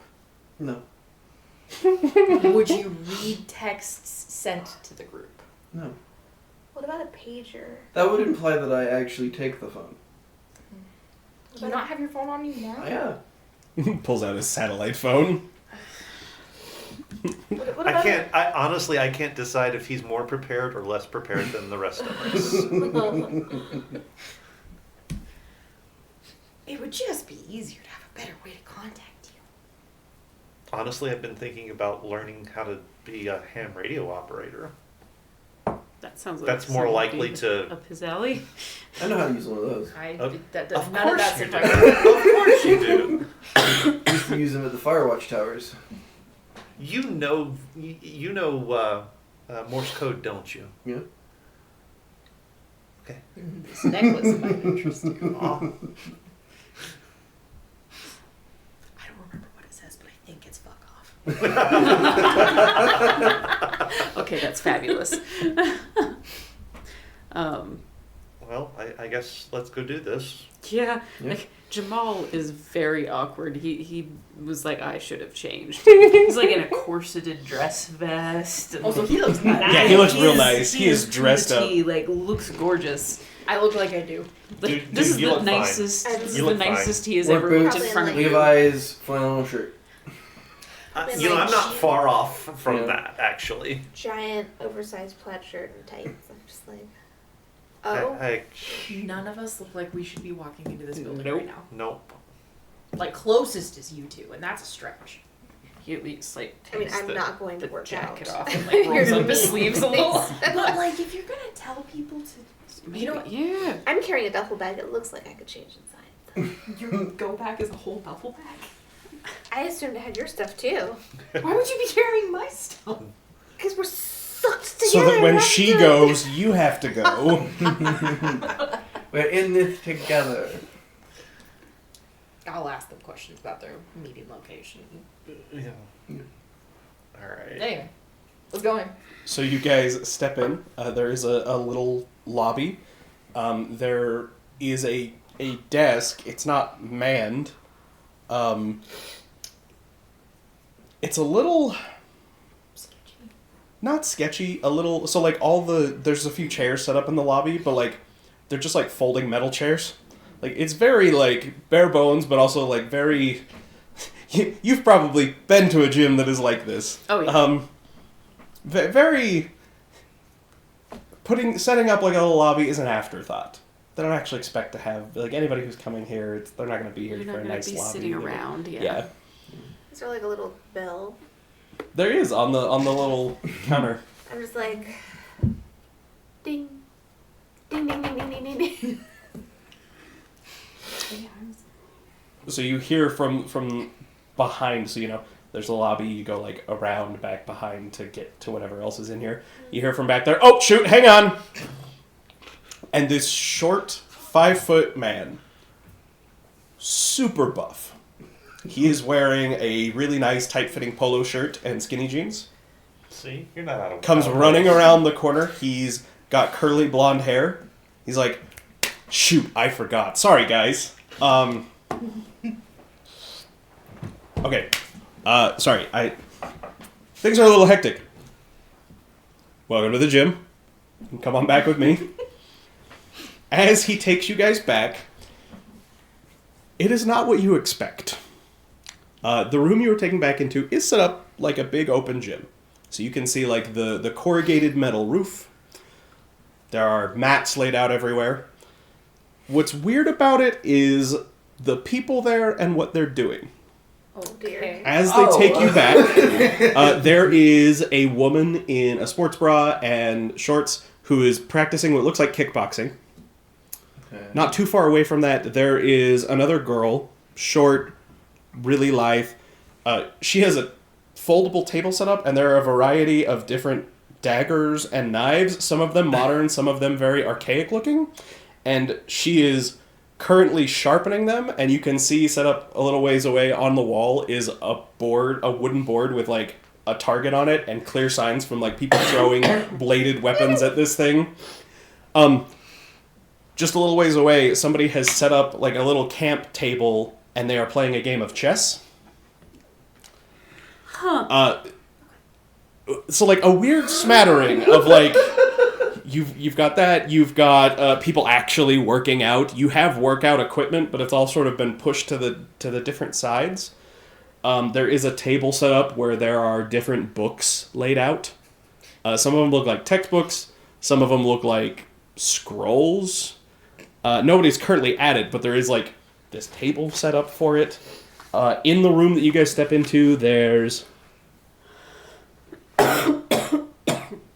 about 7 people, not including yourselves. A couple of them are sparring. One of them is just sort of relaxing and on his phone. So not quite what you were expecting, and like you definitely get the sense that like nobody who's not supposed to be here actually shows up here. Like that clearly they don't expect anyone to come in off the street and be like, "Hi, I'm here to use your gym." You're like, Above, so there, as you come in, it's this big open room. There is a hallway on the far side that you can see sort of goes off to other sides of the building. There's also, like what you might see in like a gym or like in grocery stores where like there's clearly like offices up above and they've got the glass that you can't see through from this side. That's clearly there. So there's clearly some more to this building than just this big common room gym area, but this seems to be where a lot of people are. As Gawain is walking you guys through, he starts talking. He's like, "So, welcome to the headquarters of the Adamantine Arrow. This is our place. Most of us hang out here. We work out, train here, that sort of thing." Looks at his watch again. "All right, you guys are gonna have to give me like 10 minutes. I'm supposed to be in a meeting right now. That I sort of we got to work on our scheduling. Anyway, I gotta go. It's an important meeting, so if you guys just want to chill in here, you should be fine. There's nothing particularly."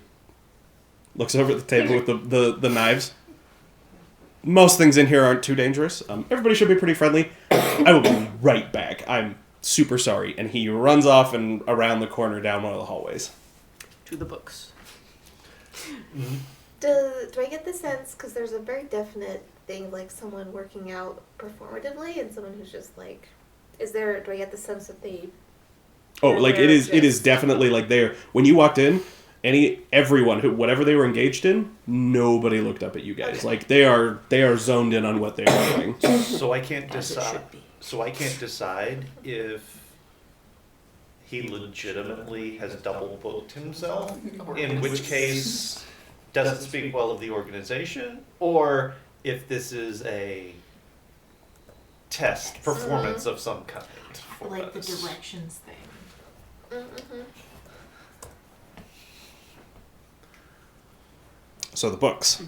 So you go over to this table. Again, it's like one of those white, like, fold-out tables. It's a variety. So there are some things that you're not too super shocked. One of the books is The Art of War. Of course it is. There's a couple there's a textbook on biology that's like a high school or like a college 1010 entry-level textbook on biology. There is a book. It's not a textbook, but it's definitely like a technical journal that, based on the title, is probably about like physics, like applied physics. There's some just like fiction books. There's a book that's on economics, and there's also several scrolls that are like old style like papyrus scrolls. Can I actually understand anything on them? So when you open them, the first one, you feel like you should understand it. Like it feels familiar, but you can't quite grasp it. One of them is clearly in Egyptian, and the other one is in Arabic. So unless you speak Egyptian or Arabic, and by Egyptian I mean like ancient Egyptian hieroglyphics, then no.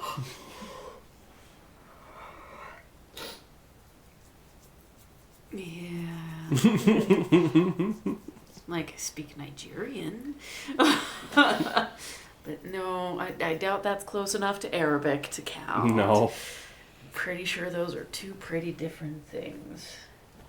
Anybody else doing anything while you're left to your own devices? I feel as if I glance at the group and maybe probably meet eyes with Whimsy, and then we go toward the daggers. And not like as Distracts if, me oh, not we're at all. both going to, but just more like, well, I'm gonna go, and we just at the same time sort of like, let's go look at these So, daggers. weapons. Debbie. I'm just gonna sit and wait. Okay. Do you know what this feels Or like? stand and wait.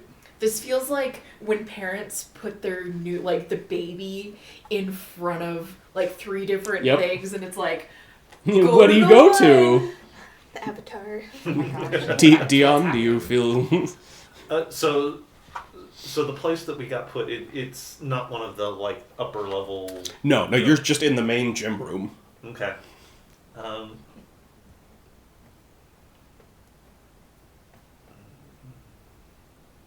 Trying to decide.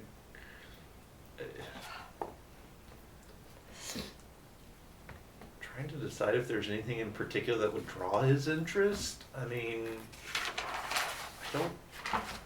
No, I think I'm probably just gonna kind of be watching the other people in the room.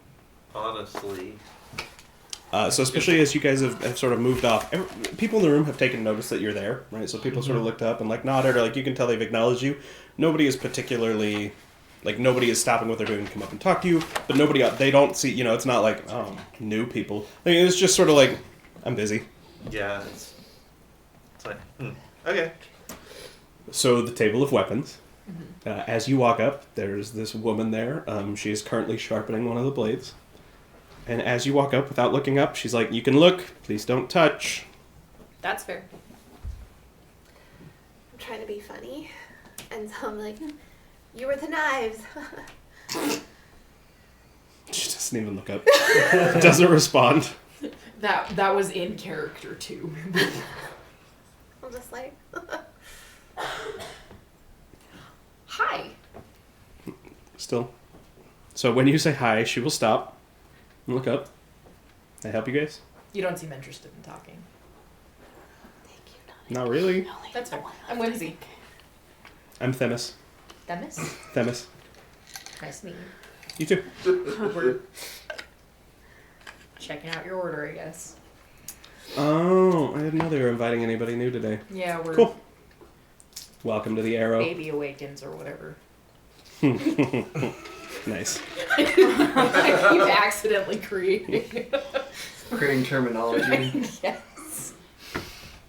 And she'll look down at all the weapons and be like, you missed the fun if you guys had been here like 30 minutes ago. I Aw, still would be in the middle. Now we're just sort of wrapping up. that's fair. I'm assuming you were throwing them then. Mm-hmm. That's Gotta get your cool. practice in. Is this your personal collection or to the Some of them.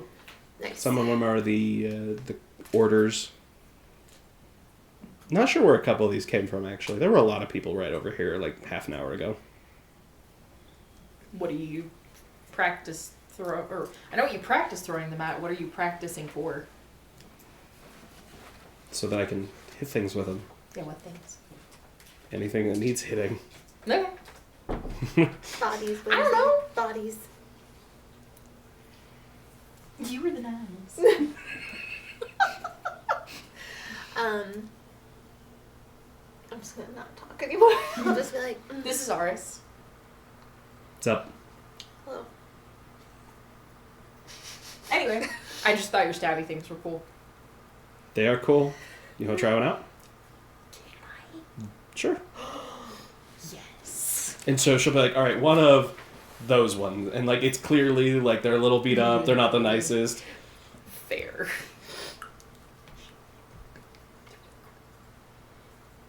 I don't know that I have any experience in throwing knives.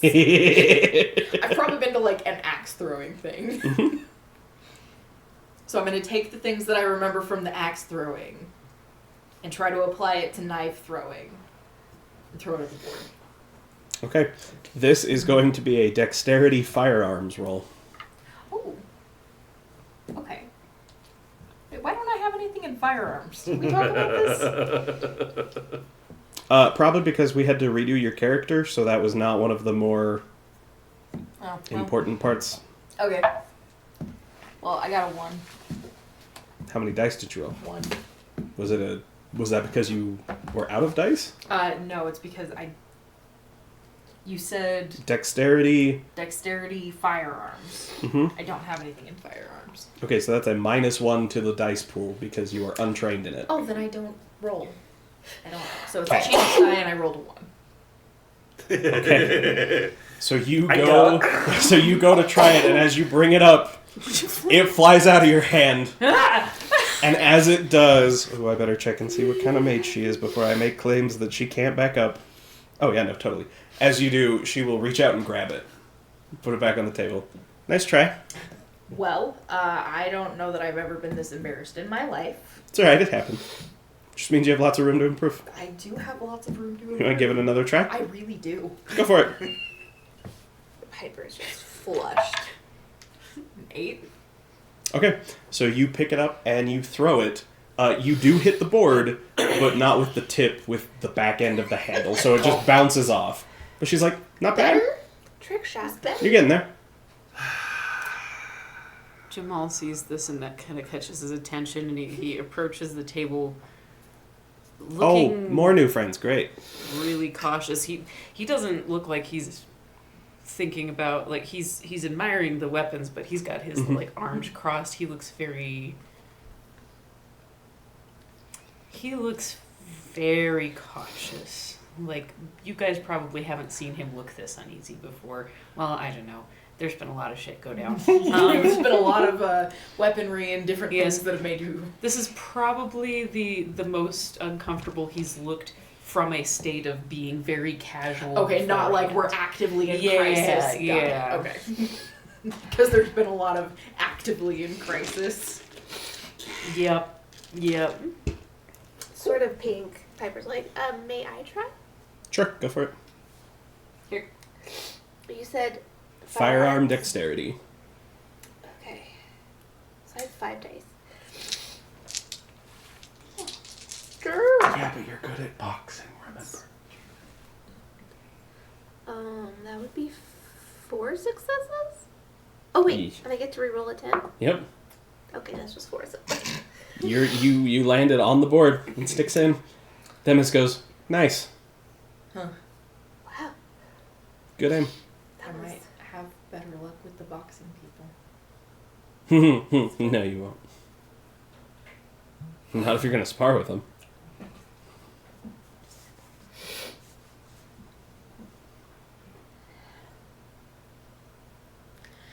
Man, see that sounds like a challenge. Isn't everything? And then she'll go to retrieve the knife out of the board. So right about this time, Gawain comes back into the room. He's like, I see you guys are making friends. Or, trying, because it's Themis. And she just flips him off. And she doesn't even look at him, just flips him off and keeps walking. Y'all got that kind of relationship. I see. Are you okay, Jericho? Yeah, just checking the place out. Just kind of getting a feel for things. So Gawain sort of comes over and so he gathers you guys up, the few who weren't already over with the weapons. He's like, alright, sorry about that. Things have not gone according to plan today. So, again, welcome to our headquarters. I see you guys have become acquainted with Themis and the various bladed weapons collection.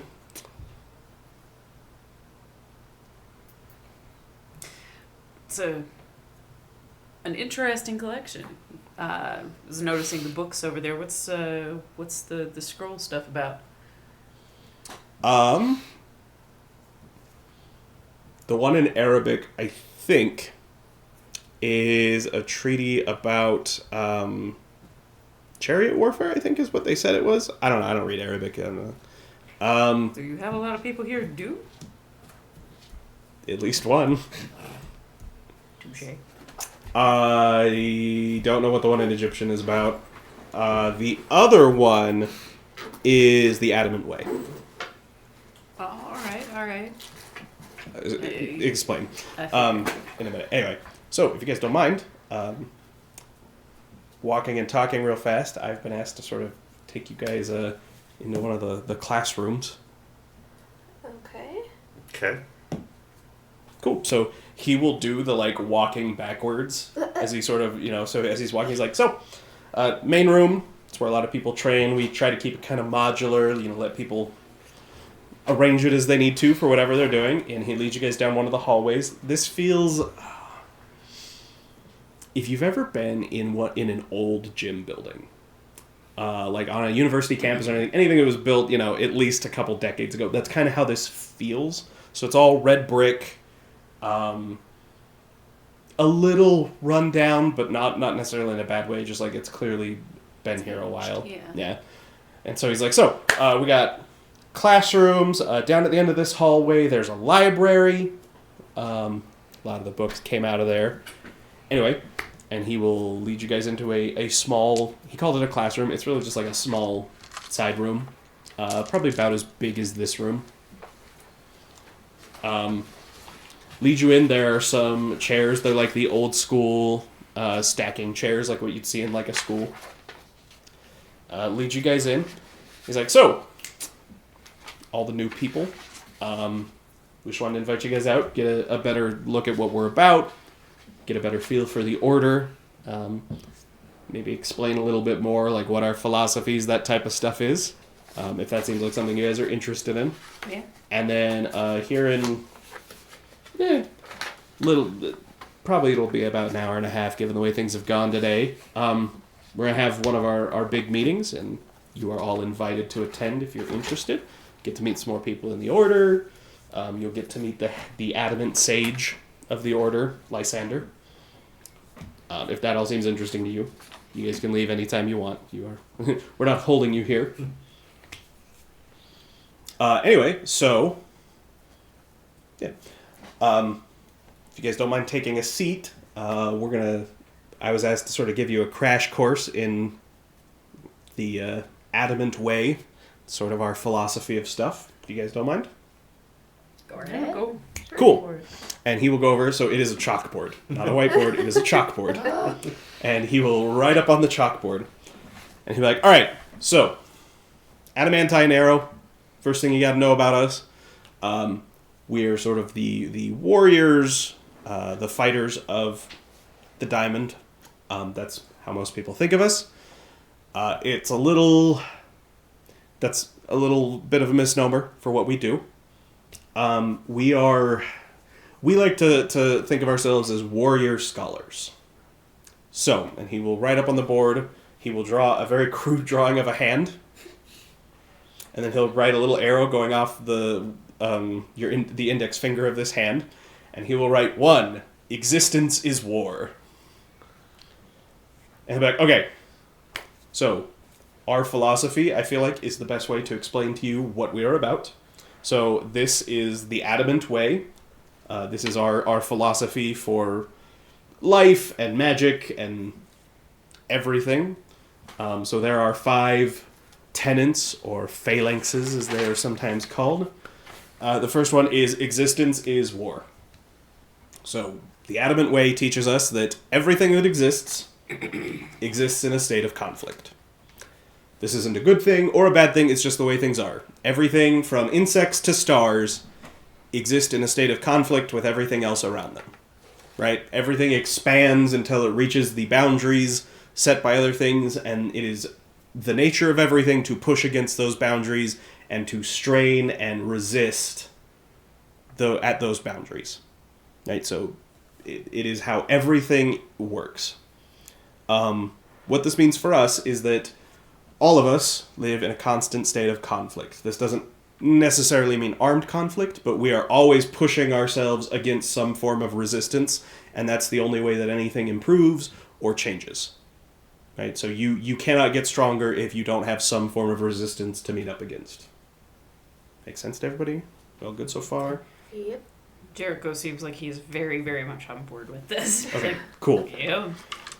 So, that is, as the basic premise, sort of colors the way we view everything. So, magic and everything is about is conflict, right? Magic is you imposing your will upon reality and forcing reality to change to meet your will, if your will is strongest. If reality is stronger than your will, your magic fails. Understanding this is important because it is the underpinning of everything we do. Conflict is everywhere, and so to learn how to better approach conflict, you can look everywhere. There are lessons to be learned and truths in all of these things. And then an arrow going off the second finger, and he will write 2. Enlightenment is honor.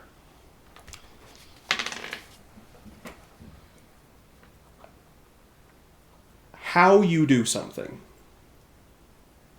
determines what kind of person you become. So yes, existence is war. Everything is in conflict, but how you win that conflict shapes who you are. Basically, you should behave in such a way to create the world that you want to live in and the world as it should be. Which means you don't just do things because they are the easiest or the fastest way to get what you want. You do them because they will result in the kind of world you want to live in. Make sense to everybody? Cool. Middle finger, coming off it. Adaptability is strength.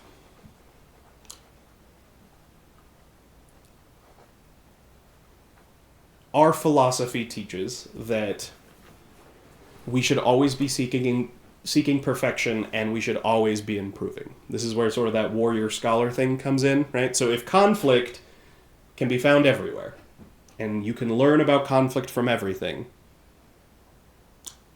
it is our aspiration to become masters of everything. Obviously, that doesn't actually happen, right? But you can't reject anything out of turn. Adaptability is where true strength comes in. So we train ourselves to be prepared for any situation that could arise, anywhere, anytime.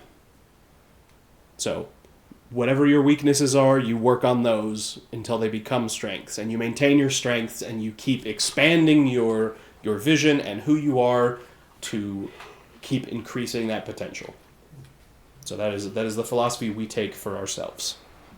So that is why out there was a variety, chess, education, physical skill. All of these things are important, and all of them fall under the purview of how we approach life.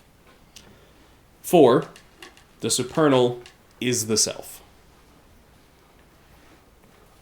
Who you are and what you do, what you turn your soul into, is a reflection of the supernal truths that we all saw when we awakened. So this ties back into some of those earlier ones. Enlightenment is honor. Who you become determines what sort of world you live in. So everyone is a universe unto themselves, and if we want to improve our own lives and reach perfection, we need to model ourselves after the supernal truths that we learn. Make sense to everybody? So it's like perfection is, on the one hand, a practical approach to try and make sure you have all your bases covered, to increase your skill, but it is also the path to learning greater enlightenment. And 5th, service is mastery. So tying all these things together is the idea that service is where true devotion comes in. And you should act not to fulfill your own desires, but you should take actions based on if they will create the world that you want to see reflected around you and the world you want to live in. The basic gist of this, these are sort of esoteric, philosophizing. There are whole books, there was a whole scroll out there that dives super deep into this. Tying this all together, what it means is that we think that the path to best understand the world and to become the best version of yourself you can be is through working on improving yourself. And paradoxically, the best way to do that is through service to others. So Okay, well, Danny's already. yeah. I found the Stoic Society. So our role in the diamond is as warriors. We are on call 24 hours a day, 7 days a week to step in and protect anyone who needs protecting. We don't do it for glory, although some people get that. We don't do it for power or influence. We do it because we believe that mages and our society and the people who live in the fallen world are worth protecting. Every person is a universe unto themselves, and we think that that is something worth giving everything for. Questions? Comments? Concerns? Limericks? Similes? Strange outbursts? Ah! Gosh dang it! I'm like,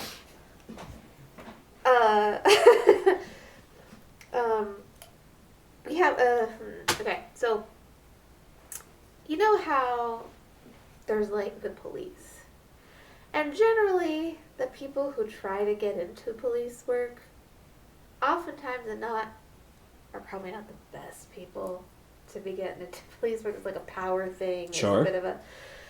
Do you find that to be? I know that your tenants are super great. I love all these tenants, but do you happen to? Do you folks sort of try to weed out those who are seeking more of that power and control versus? We don't try and weed them out.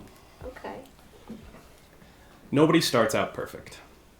All of us start out as unmolded clay. We seek to help mold people into the best version of themselves they could be. So some people come to us because they are attracted by the idea of, being super badass and, learning all these fighting skills and like, oh, I could take anybody. We don't turn them away. But as they commit to the adamant way, you get shaped by it. You start to learn that it's not about having power over other people. It's about using the power you have to help the other people around you. Miyagi-Do. Exactly. So, we don't try and weed them out or turn them away. Now, if you can't learn that lesson, you're going to stop being able to advance at some point, right? You will forever be holding yourself back from the best, perfect version of yourself you could be. But we don't turn them away just because right now they're not perfect. We don't turn anyone away because right now they're not perfect. All we ask is a commitment to pursuing that goal and a willingness to do the hard things, because it's only through conflict and opposition and resistance that you build those skills and you are able to shape yourself. That makes sense. So if you have somebody who comes in, like with that example, somebody sort of power hungry. With that example, power hungry. I want to stabby and fight and whatever. What if what do you do if that never changes and they get out of hand? Is that where the guardians would come in? Not really. I mean, we don't let it get out of hand. If you haven't learned that lesson yet, we're not just going to hand you the privileges of being in that sort of position, right? But we're not going to turn you away, because at any point you could learn that lesson. At any point you could conquer that challenge. Okay. It just means that's sort of where that is the current challenge you are stuck on. It's no different than, let's say that you wanted to get really fit, or you wanted to learn some new skill. Until you put in the work to learn that skill, you can never conquer that challenge. But, we're not going to tell you that, well, sorry, since you didn't learn it fast enough or you're not working hard enough, go somewhere else. We're going to kick you out. Now, sometimes we point out to these people that maybe our philosophy and our way of doing things isn't what they're after. And so we might recommend to them some of the other orders because they might be a better fit there if they're really struggling and having a hard time. But that's not us saying we don't want you here, kicking you out. It's just us saying, hey, maybe the actual work that is required to do what we do isn't actually something you're really committed to. And you should go somewhere where you can be fully committed. Fair enough. The physical side of this. How do you begin to introduce those kinds of skills safely to people who might have unchecked difficulty with control. I mean, the best way to learn control is by practicing, right? Where we start people off kind of depends on them, right? Everybody's got different strengths and weaknesses. We make sure everybody gets a sort of a broad, basic understanding of everything. So, like, if you lack some level of education, we try and help you get that. If you lack some level of physical ability, we try and help you train that.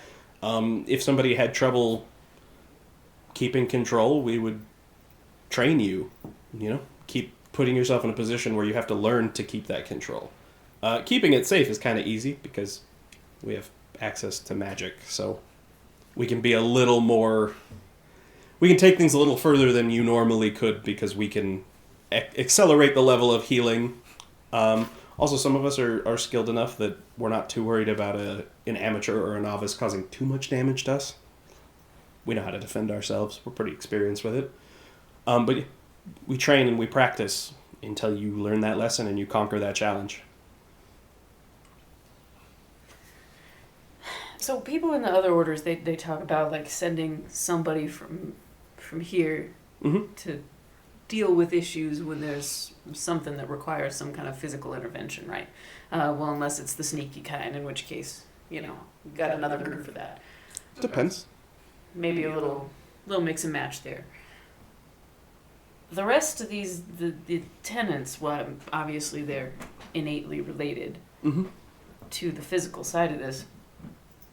When not in a physical confrontation, how are these expressing themselves in what you're doing for the rest of the mage community? Like, how does this show up in ways that don't involve cleaning up the messes in a physical sense?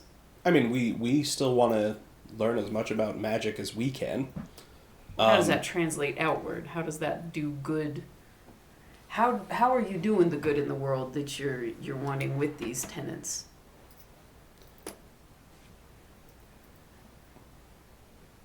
Through service. Now, typically that means things more in the physical protection side of things. But in other ways, oftentimes members of the Arrow will be asked to serve as advisors or messengers, or even a lot of times as the provost, if you guys know what that is. They're sort of like the assistant to one of the members of the ruling council. A lot of times people choose people they're familiar with, they trust, but if they don't have anyone like that, they'll ask an Arrow. Because we will serve, as is our duty, without any intention or interest in personal advancement or, using it for our own personal ends. So we serve in any way that is asked of us. It's just most of the time what they ask for is the physical protection side of stuff. What about to the sleepers? There are some mixed feelings about it. Generally speaking, if we see a problem happening currently, we will try and address it.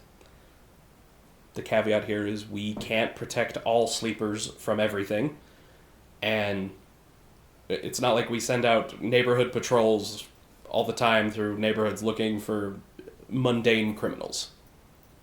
Sleepers can do that for themselves. Makes sense. Now, if there's a magical threat that is preying on sleepers, we hunt it down and we take care of it. We don't... Just because they're sleepers doesn't mean that we don't protect them, but we specifically, as a matter of practicality, protect mages and from magical threats, not necessarily from mundane, everyday threats that non-awakened can handle. Now, if I personally am walking down the street and see someone being robbed, or abused, or pushed around, I'm going to step in and do something. As a person, yeah. But we don't, as an order, we don't organize patrols to go out looking for that sort of thing unless it has become such a problem and it is so out of control that it is either affecting all of the mages to an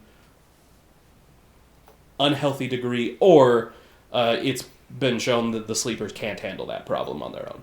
Then we might intervene. But as a general rule, as just practicality, we try not to do that. we don't have that many hands. We can't be the world police. It's fair. It's fair. Interesting. So it's sort of the philosophy is a way of approaching life. Our orders specific, the way we fit into the diamond with the other orders, is providing warriors and protection and standing up against threats and other dangers. It doesn't mean that we can't serve in other capacities. That's just sort of the role we play. Our order traces our lineage from the Talons of the Dragon in Atlantis, which that was the army of Atlantis. So there's a strong martial tradition there that has sort of impacted that. But we're just as willing to, help you build a dam or a house as protect you from the wolves at night if that's what you need. We serve wherever we're needed. And of all the orders, we're the only one that has a reputation amongst everyone of serving to the best of our ability, regardless of our own personal stake and personal interest in something. That answer your question? I think so. Yeah, I think so. Still kind of drinking from a fire hose. Sorry, it's taking me some processing time. Anybody else?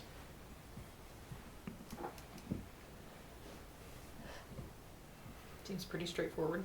Yeah. We try to be. What was your meeting about, if you don't mind me asking? We try and have a meeting about once a month just to go over any new developments that have been going on, meet with each other and bond. Given that we are the ones who typically have to run into danger first, it is important to know your comrades and to have that level of trust with them. Also, a healthy level of competition is good. Keeps everybody sharp, keeps everybody improving. That actually, the meeting I had to run to before was a briefing for what will be discussed in the general meeting. But Gotcha. it's I am one of I don't know if any of you have military backgrounds, but I am sort of part of the officer corps, if you will, of the order, the chapter here. So we had like a briefing beforehand to go over a lot of the finer details before the general briefing.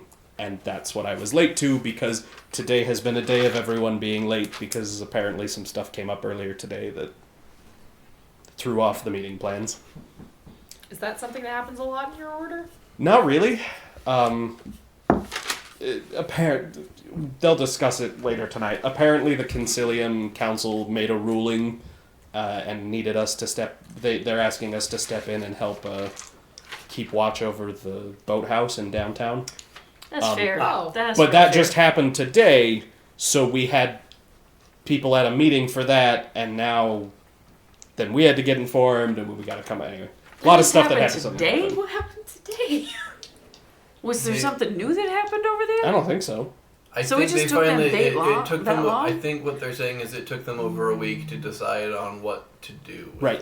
As of today was the day that the ruling council officially asked the order to set up sentinels guarding it and keeping other mages from going in unless they have the official Concilium approval. And who was dealing with all of that logistical stuff? What logistical stuff? The stuff of like finally handing down the order. That would be the ruling council and the hierarch. I'm not. Okay. No. To be fair, lots of people were already keeping an eye on it. This is just... All right. It is now official Concilium policy that unless you have their approval, you can't go in. Gotcha. So we are officially being... It's not like everybody was just doing whatever, but they have officially decided that they don't want to just allow anybody to wander in who wants to. I feel better that the boathouse was being watched. Yes. I'm not so keen on the fact that it took a week to get a ruling. Where do you think you live, bud? Oh, good point. It is not very common for them to officially ask an order the arrow to step in like that. It has to be something that they feel like is dangerous enough, and they have to do their due diligence or whatever. I mean, we've had people watching it and keeping an eye on it like ever since it happened, pretty much. But Which is the official. right, we as of now. Well, as of tomorrow, I guess, you will be stopped by the sentinels who are on patrol that day, as it were, and you will not be allowed past unless you have approval from the Concilium to enter. Anyway, so that threw a whole bunch of plans into array because then we had to figure out how we're going to handle that. The meeting we were supposed to have earlier, we didn't have because the Adamant Sage was busy talking with them, and then he came back, so it just sort of threw everything out of whack. So no, normally that doesn't happen because normally random stuff doesn't come up like that, and normally there's not a nexus of nonsense to the level that there is. Glad to know you guys have a better handle on planning and timing than what is apparently going on today. I appreciate that. Say somebody tries out, ends up in this space, Mhm. and you feel like they're not a good fit or unteachable. What do you do with them? We help them find a better fit in one of the other orders. All right. Usually those orders are pretty happy to take him. By the time we figure that out, you usually have at least some basic level of training from us, so the orders are interested in someone who has, some physical and martial training, and then you get to be somewhere where you can contribute better. We get some more goodwill from that order. Makes them more inclined to trust us when they have problems, so instead of hiding it and trying to deal with it themselves, they can come to us and ask us to step in. We can usually handle a lot of the threats and issues that come up a lot safer than the Mysterium can. Or the Silver Ladder. When they get in over their head and they try and cover it up. It's usually just better if they just ask us to come deal with it. That happen a lot, Not a ton. but enough to take note of. Not enough to take note of. They have a reputation for that, but it's not actually. It's one of those stories that get passed around about it happening. Overblown a bit. Like you guys being called specifically warriors when you're more than that. Right. It's not inaccurate. It's just it's a caricature of what they actually do. But it's also, they're sometimes prone to, if they get in over their head and they are embarrassed about it, if we don't have good relationships or they don't feel like they can trust us, they won't want to explain to us what's going on, so then we don't know that there's a problem that needs to be addressed. All right. Okay. I get what you're getting at. I think that's all I got at the moment. I like your philosophies a lot. Don't know if that means much, but I like your philosophies a lot. I'm glad. In that case, we've still got a little bit of time before we've got to head out for the meeting, assuming you guys are still interested in going. Yeah, me. You guys have any other questions? Any other questions about the facility here? Why'd you choose your name? My cabal has a theme going on. Everyone in my cabal is named after one of the Knights of the Round Table. Yeah, yours is an odd choice. I felt like it fit. Okay, I have maybe more of a general question. That is the second time I think I've heard of cabals having a name theme. What if you awaken, you pick a name, and then you join a cabal that has a theme? Do you change your name? You can. I mean, some of the cabals are going to be really strict about, if you're part of the cabal, you got to have the name. Others aren't. When our cabal formed, I think it was 4 of us back then, man. The 4 of us that all formed the cabal together, we all thought that was a cool idea. We liked the symbolism. Sometimes it can help with your magic. If you really get into the symbolism of it, it can sort of enhance your ability to do magic and work together. Depending, not always, but if you really dig deep into it. And then as other people joined the cabal, it just sort of kept on as a tradition. So it depends on the cabal. We don't require it, but we encourage it. Arthur, Merlin, Whimsy. I feel like I'm gonna be a wrench in anybody who has a. You also have to be a little careful. Like, nobody in our cabal is named Arthur or Merlin. That's a little. It's just a little too potent of a name to take on. Merlin right. stuck in rock. Some of the other names, they're like, it's a little less potent, right? Like, nobody is gonna call themselves Odin generally because it's just a little too. But like, some of the not quite as popular in the general consciousness, a little safer. That's fair. Man, I just spat out something that sounded cool, but I mean, there's didn't like lots of the people who meaning. do that too. That just, it's up to you. I like some of the old school meaning, not so much the history of the town. That part, but you know, the actual meaning of the word. Cool with that. Interesting. Cool. Well, if you guys don't have anything else you want to do, you mind if I introduce you to some more people? Sure. Not at all. I'd love to. Alright, cool. Come on. And he's going to head back out. So as he gets out, there's a lot more people congregating in that room now. So as he takes you in, he's again sort of walking and talking. He's like, all right, I'm going to introduce you. So in the order, the sort of the officer corps is called First Talons. I'm going to introduce you to another one of the First Talons.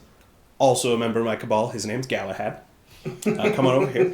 And he'll lead you up to this guy. He's 5'10", black, spiked, gelled hair.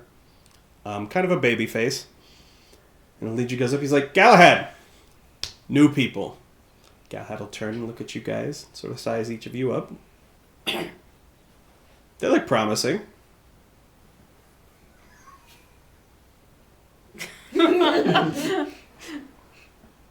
Good to meet you, Galahad. Good to meet you guys. Whimsy. Nice. Jericho. Also nice. Oars. Oh, Loco. That's a choice. That's a bold. choice. Dion. Like the mustard? Like That's we're I mean- Dijon. What? Yeah. Whatever. Has everybody- However you take More it. power to you. However you take it. So are you... He's going to look at Gwen like, prospects? And Gwen's like, yeah, and invitees. He'll look back at you and be like, all right, okay, cool. We're Happy to have you around. very new, awakened. Oh, it's all, the difference is I didn't know if you, like, were interested and had asked to come or if they extended the invitation to you. Gotcha. Yeah, cool. I like some of the values and whatnot. Sounds like an interesting thing to at least do some homework on. Always happy to have new people around. So, what's your specialty? I know the whole idea is to kind of balance it out and get really good at a whole lot of stuff. What's your thing? I dabble. I'm a pretty good shot. If I have to pick, I prefer a shotgun. It's just what I grew up with. But also skilled in hand-to-hand. Not any particular style. I just sort of pick up whatever seems to work the best. The other thing I really don't enjoy is wrestling. Don't love it. Not bad at it. Don't love it. Fair. As soon as a fight goes to the ground, I'd rather not. Jericho looks a little haunted by this. Like, yeah. No, but yeah, you try and have a good smattering and sort of gestures to Gwen. When you're a first Talon, there's also an expectation that you sort of broadly can handle just about anything. You try not to have too many specializations at this stage. Makes sense. That's cool though. So Galahad, huh? Galahad, yep. That's Nice. me. Thanks. Where'd you pick that I did a whole bunch of reading about the different... I mean, growing up, I read a bunch of stories about him, but I don't know, I just always, I felt like I resonated the most with Galahad. So, Cool. Yeah. The naming system here fascinates me. you can learn a lot about somebody by the name they pick. What attracted you to this order? I mean, I've always felt like people should stand up, not only for themselves, but for other people. This is the order that does that best.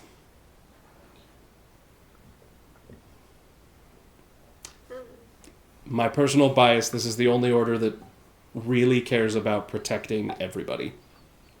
And I see a lot of value in the losing your ego in service to other people.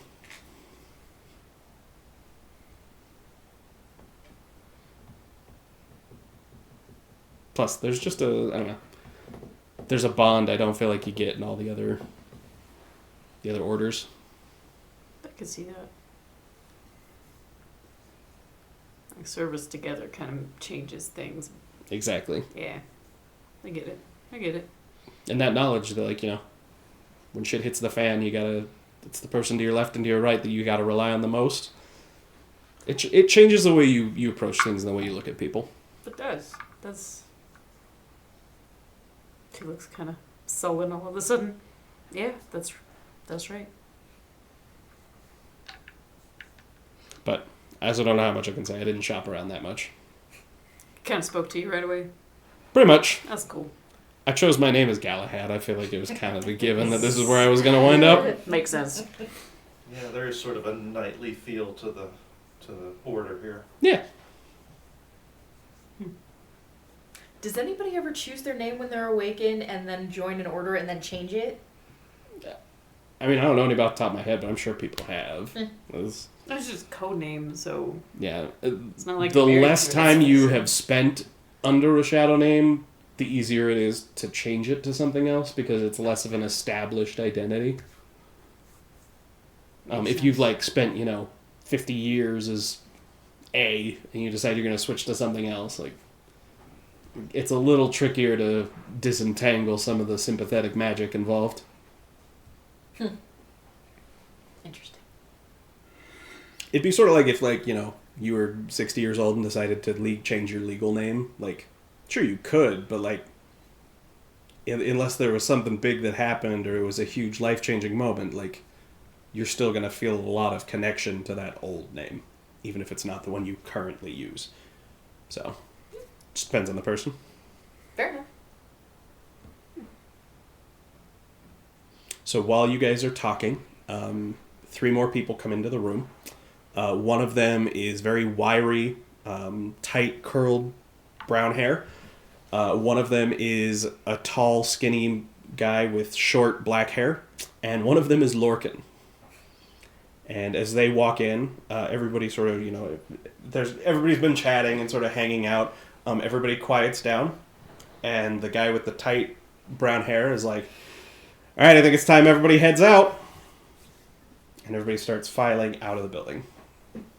And Gawain and Galahad are like, come on. Okay then. Oh, we don't have meetings in a gym. Nah, we feel somewhere much better for that. I boy. really would have been surprised if it was here. Wait, also, No, I just like if it's where I think we're going. You alright, bud? I'm fine. Oh, okay. I just taking it all in. is this Lorcan's order? Did we never find that out? Mm-mm. Oh, okay. I know what his name means.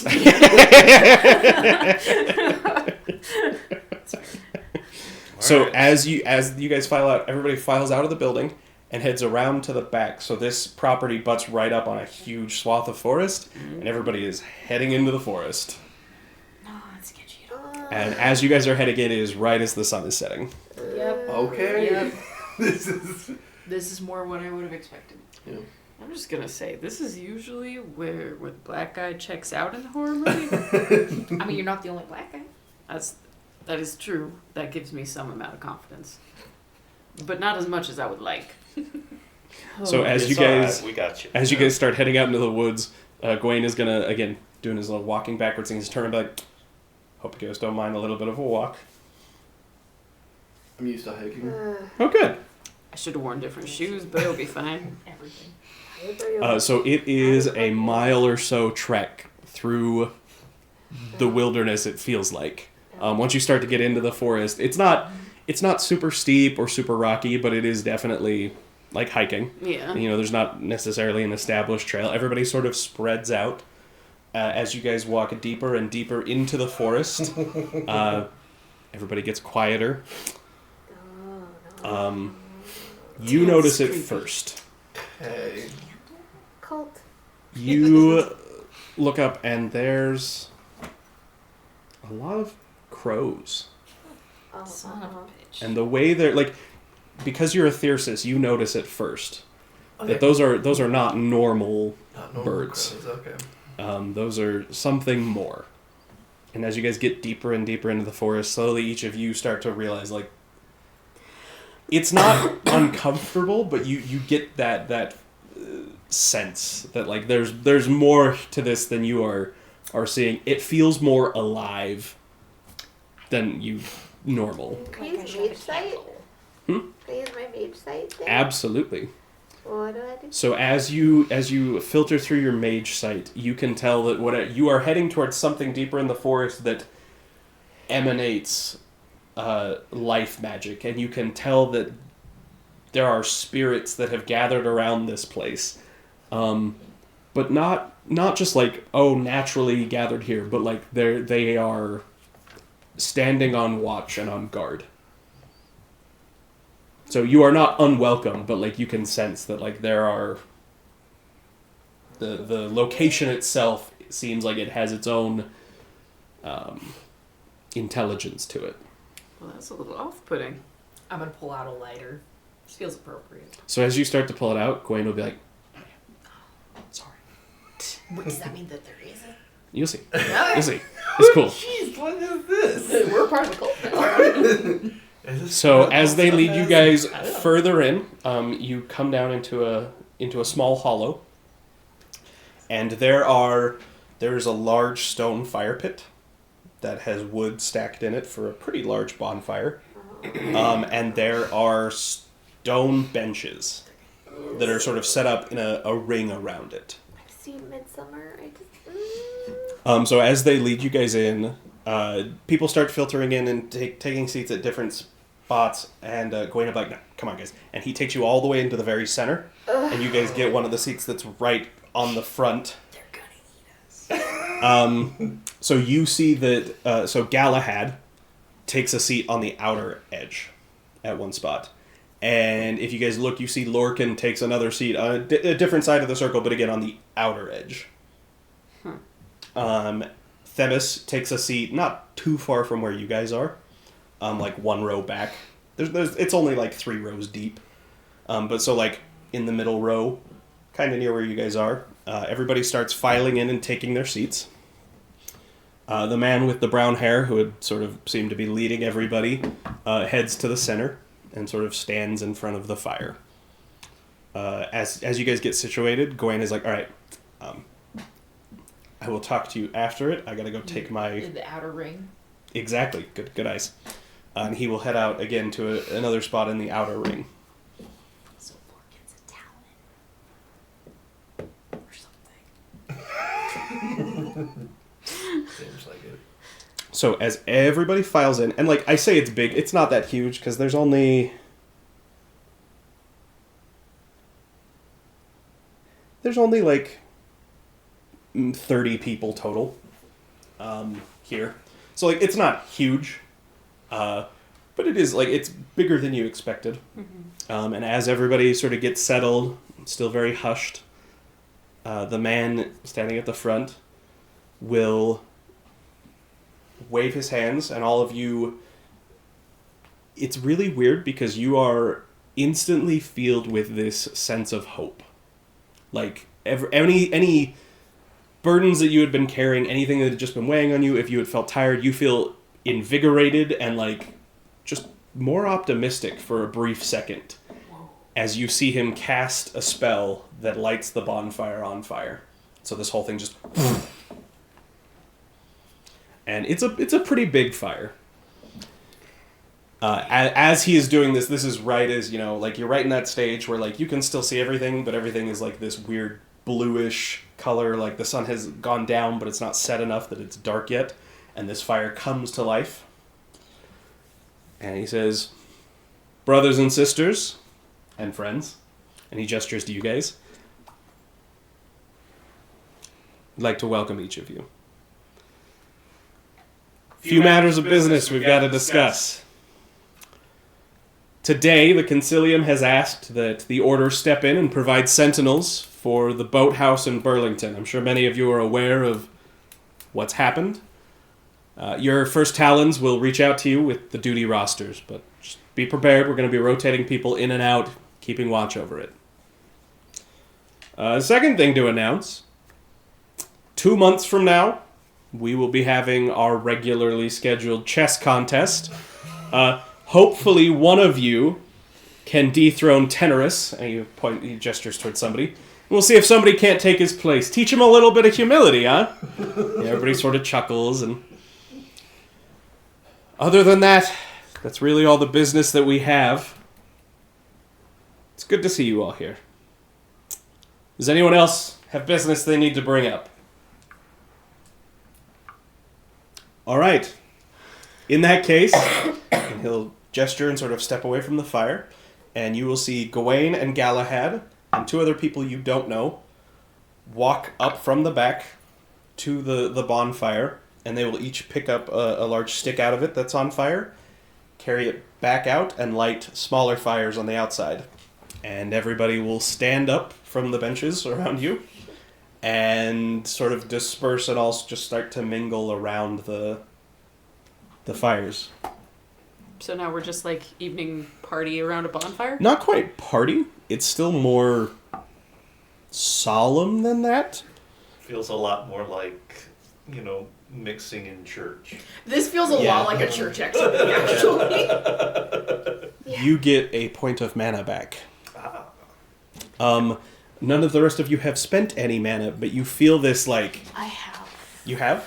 Okay, if any of you have spent any mana, you gain up to 2 points of mana. Okay. Forget how you spell that.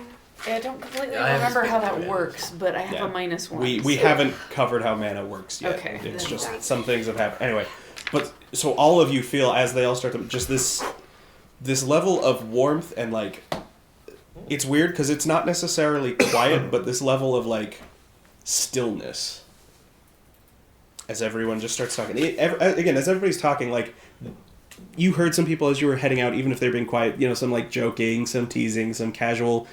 A lot of that is gone. It's still very solemn. What are some of the conversations? I'm Yeah, hearing? yeah, I was just about What are to... they- We are Like, what are we eavesdropping. hearing? Eavesdropping.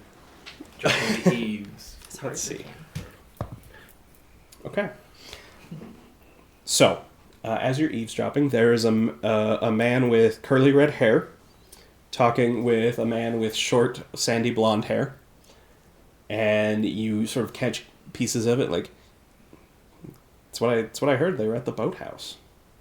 Do you think they know what was going on? Does anybody know what was going on? I mean, come on. No. We'll just have to keep watching, see if anything happens.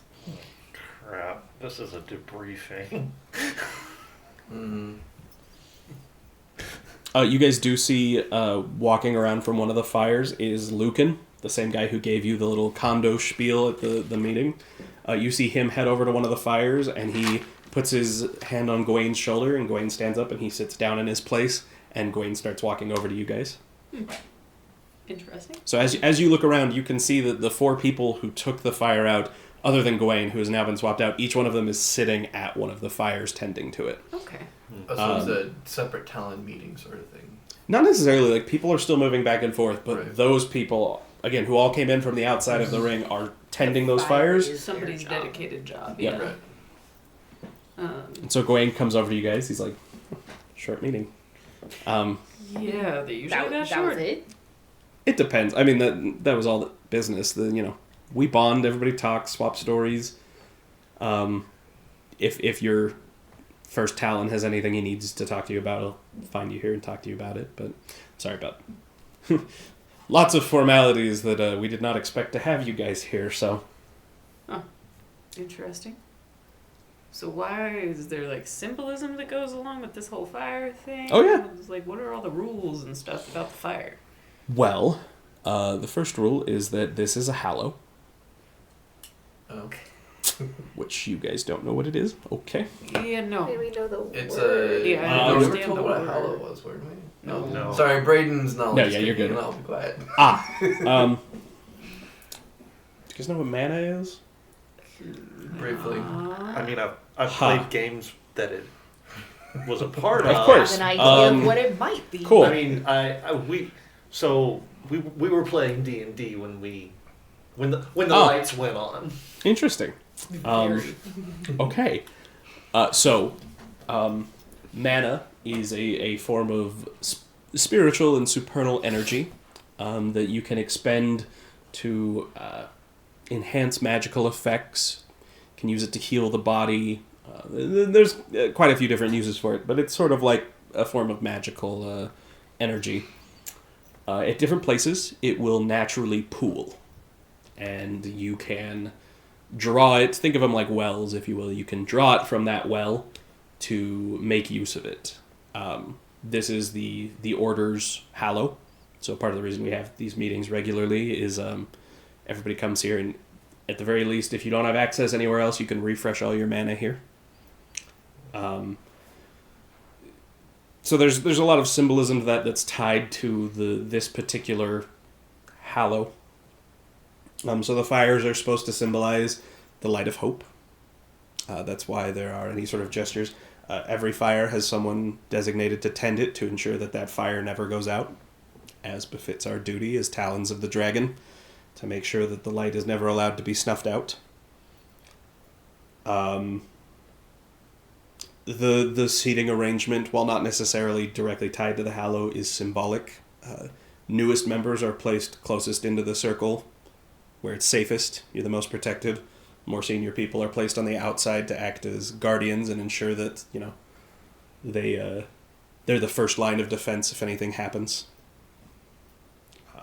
Just stuff like that. I guess if you guys don't even know. So a lot of Hallows have either special ways to access the mana or ways you can enhance the amount of mana that you are able to pool from them.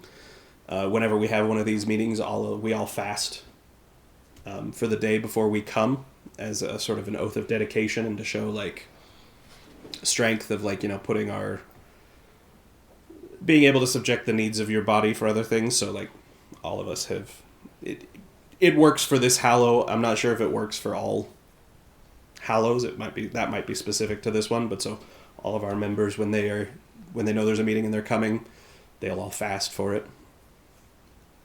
I wasn't there. Sorry, this is player Natalie. I thought he came up to us. I thought You're there, right? What? I thought that he came up to us and you are No, here. I was thinking about the tea thing. That you offered them tea and they didn't take it. Oh. Neither of them are members of the Arrow. Never mind. It's Yeah. not the connection I Yeah, thought it was. neither of them are members of the Arrow, so neither of them, Yeah, at least never not for this. mind. Interesting. So Lorcan's like one of your senior members then. Oh, you guys know Lorcan. Yes, Yeah. but he's very cagey. It fits for. He is not a first Talon. He is a little bit different. The official name is a Thunderbolt Guardian. Wow. Yeah, it's a long name. None of you have a military background. They're of the same level as a first Talon, but so we're the general leaders. Right, so we help organize, we're sort of veterans. Thunderbolt Guardians are more specialized. They have a particular field that they are specialized and specifically skilled in. So instead of focusing on the general leadership and managing a larger squad, they really nail down we are the expert for this specific thing. So but he's one of the Thunderbolt. We only have two right now, but he is one of them. I gotcha. Alright. Yeah, deep down, he's a good guy. No, I didn't think he was a bad guy. He's just cagey. Yeah. Bit rough around the edges. I On purpose. don't know. Sometimes he is, sometimes he isn't. It was his safe house thing with the demon hand. Yep. Yeah, okay. That was specifically his demon hand. Because when you asked Alphys about it, he's like, I don't know, it's not working. mine. Leave me alone. But it fits. His specialty is intelligence gathering. So, Gotcha. I feel like it fits for him. That does kind of works with the whole name thing too. I gotcha. Interesting. So all of this hollow stuff and whatnot, like it's a physical, like you for sure thing. It's not one of those churchy. Oh yeah, no, like you can't pull mana from anywhere. You have to find a place where it naturally collects in the fallen world. It's little bits of the supernal realm that are like sifting into our world, and then they'll collect in places that are symbolically attached to them. Man. So it's not just anywhere. There's not... Most cabals find one to sort of use. Okay. Now, this one's very big.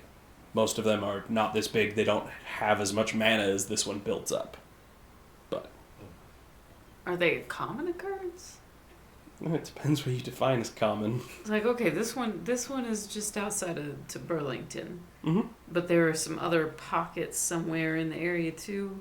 Yeah, like I said, most cabals are able to find one. Like, you have to look for them.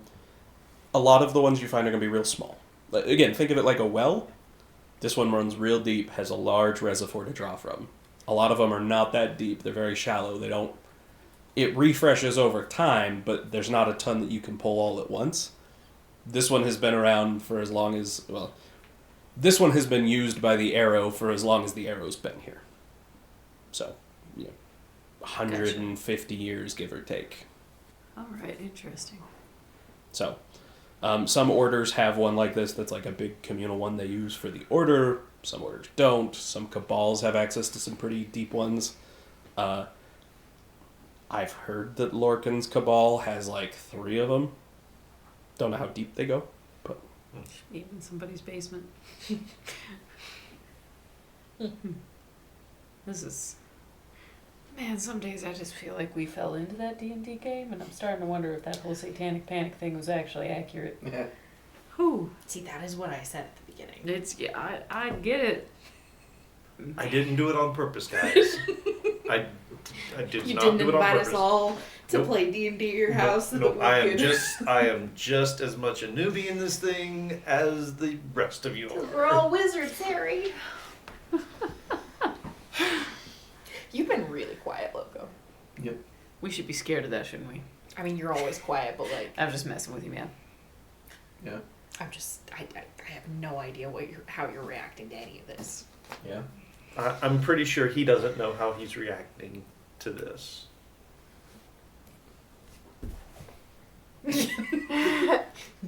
Yeah, see? So you didn't even provoke a response, so that's a yes. You're also cagey. Maybe he's We've just talked quiet. about this, I know. and you're wrong. But you're wrong. It's been an interesting, this has probably been one of the more effective meetings that I've had. But also a little odd and off-putting in some ways. I shouldn't say off-putting, I'm not necessarily off-put, just kind of unsettling with all the Raven stuff and all the... I thought they were Oh. pros. Same thing. Sort of. You guys noticed that then? Same family, yeah. Good. That's a good thing. It is part of the wards that were put around this place to protect it. Yeah, okay. So Again, it's been the arrow has used it for a long time. There are lots of layers of defenses that were put around it. Gotcha. Interesting.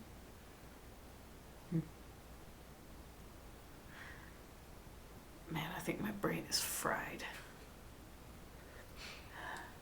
Like inwardly, Piper doesn't say anything, but inwardly she's like, we walked all this Right. way, and I want to leave, but I don't know how we're supposed to leave. They fast. That's not for me. I don't know. No snacks? Are you kidding? We know what group Piper is not going to be a part of. Well, these ones didn't bring a gift basket. I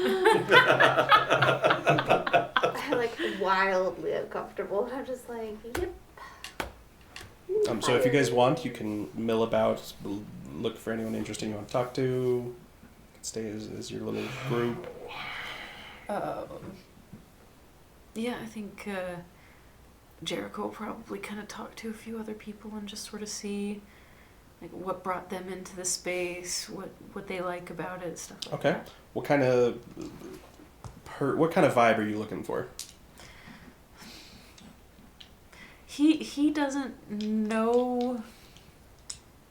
Like, he knows that he really, really likes the philosophy of all of this and whatnot theoretically, but he's kind of trying to get a read on, like, if these people are actually legitimately trying to live and thrive by the philosophy, as well as, like, he's trying to figure out if he's actually a good fit, because he's so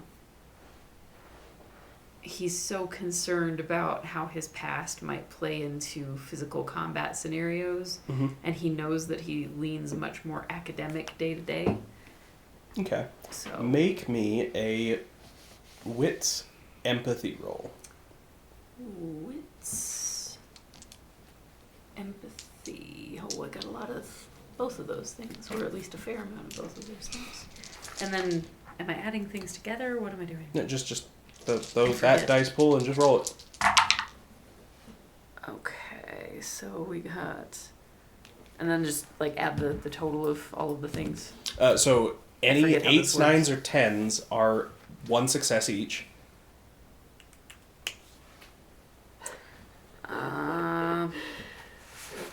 Yeah. I That is- somehow or another I only got 1 success. That's fine. That's all you need. Okay. All right. So you sort of 2 1s. if oh, that's fine. The 1s don't matter unless it is reduced to a chance die. Gotcha. Okay. So as you sort of like walk around, get a look, you do spot a few people that seem less athletic than the others. One of them seems to be the person that he gestured to when he talked about their champion chess player. One of them is, he has dark hair, 5 o'clock shadow, well dressed, not too dressy, but he is wearing like a sports coat, really nice jeans. He seems very well groomed and just gives off this certain air of like sophistication. And then one of them it's actually one of the people you eavesdropped on, the short or the skinny man with the blonde hair. More of like a blue collar, skilled trade type of vibe from him. Gotcha. I might talk to the chess guy and kind of see Okay. like what he ends up doing with this most of the time, like if he's willing to share some of the stuff that he takes on as a role. Right. So when you come up and introduce yourself, you'll be like, "Oh, hi, I'm Tenorus. Are you a new member? Just visiting?" Just visiting for right now. Okay, cool. So Glad to have you here. yeah, I see you're into the intellectual pursuits a good bit. Seem to enjoy that side of things. What I noticed that you're not necessarily as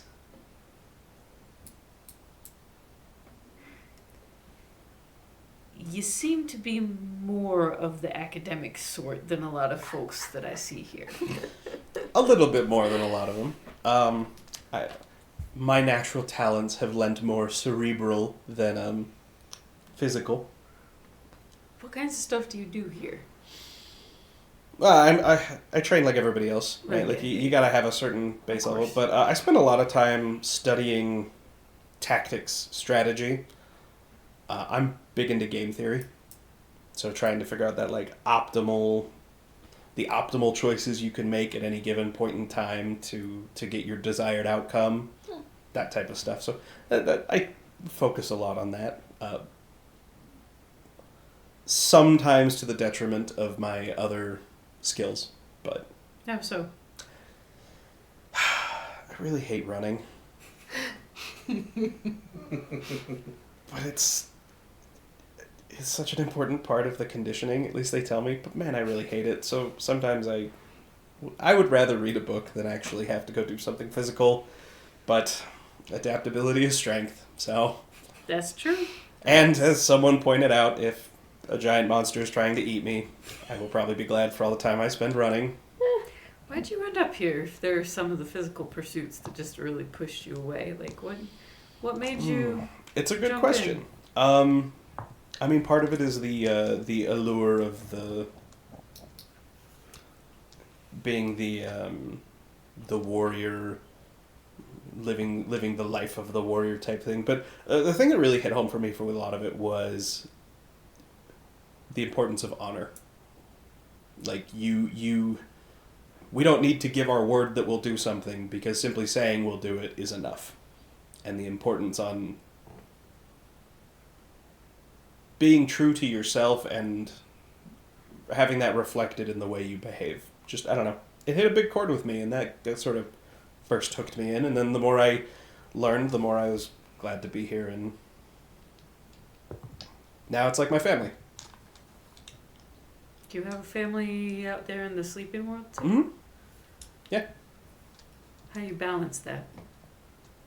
How do you balance work and family? That's fair. Pretty much the same. This is still a really new thing to me. I'm just... Oh, no, you're good. You're feeling good. up for it. I'm pretty close to my family back home. I mean, they're not geographically close by, but Yeah. it just makes you nervous when you're integrating this kind of a craziness. The way I think about it is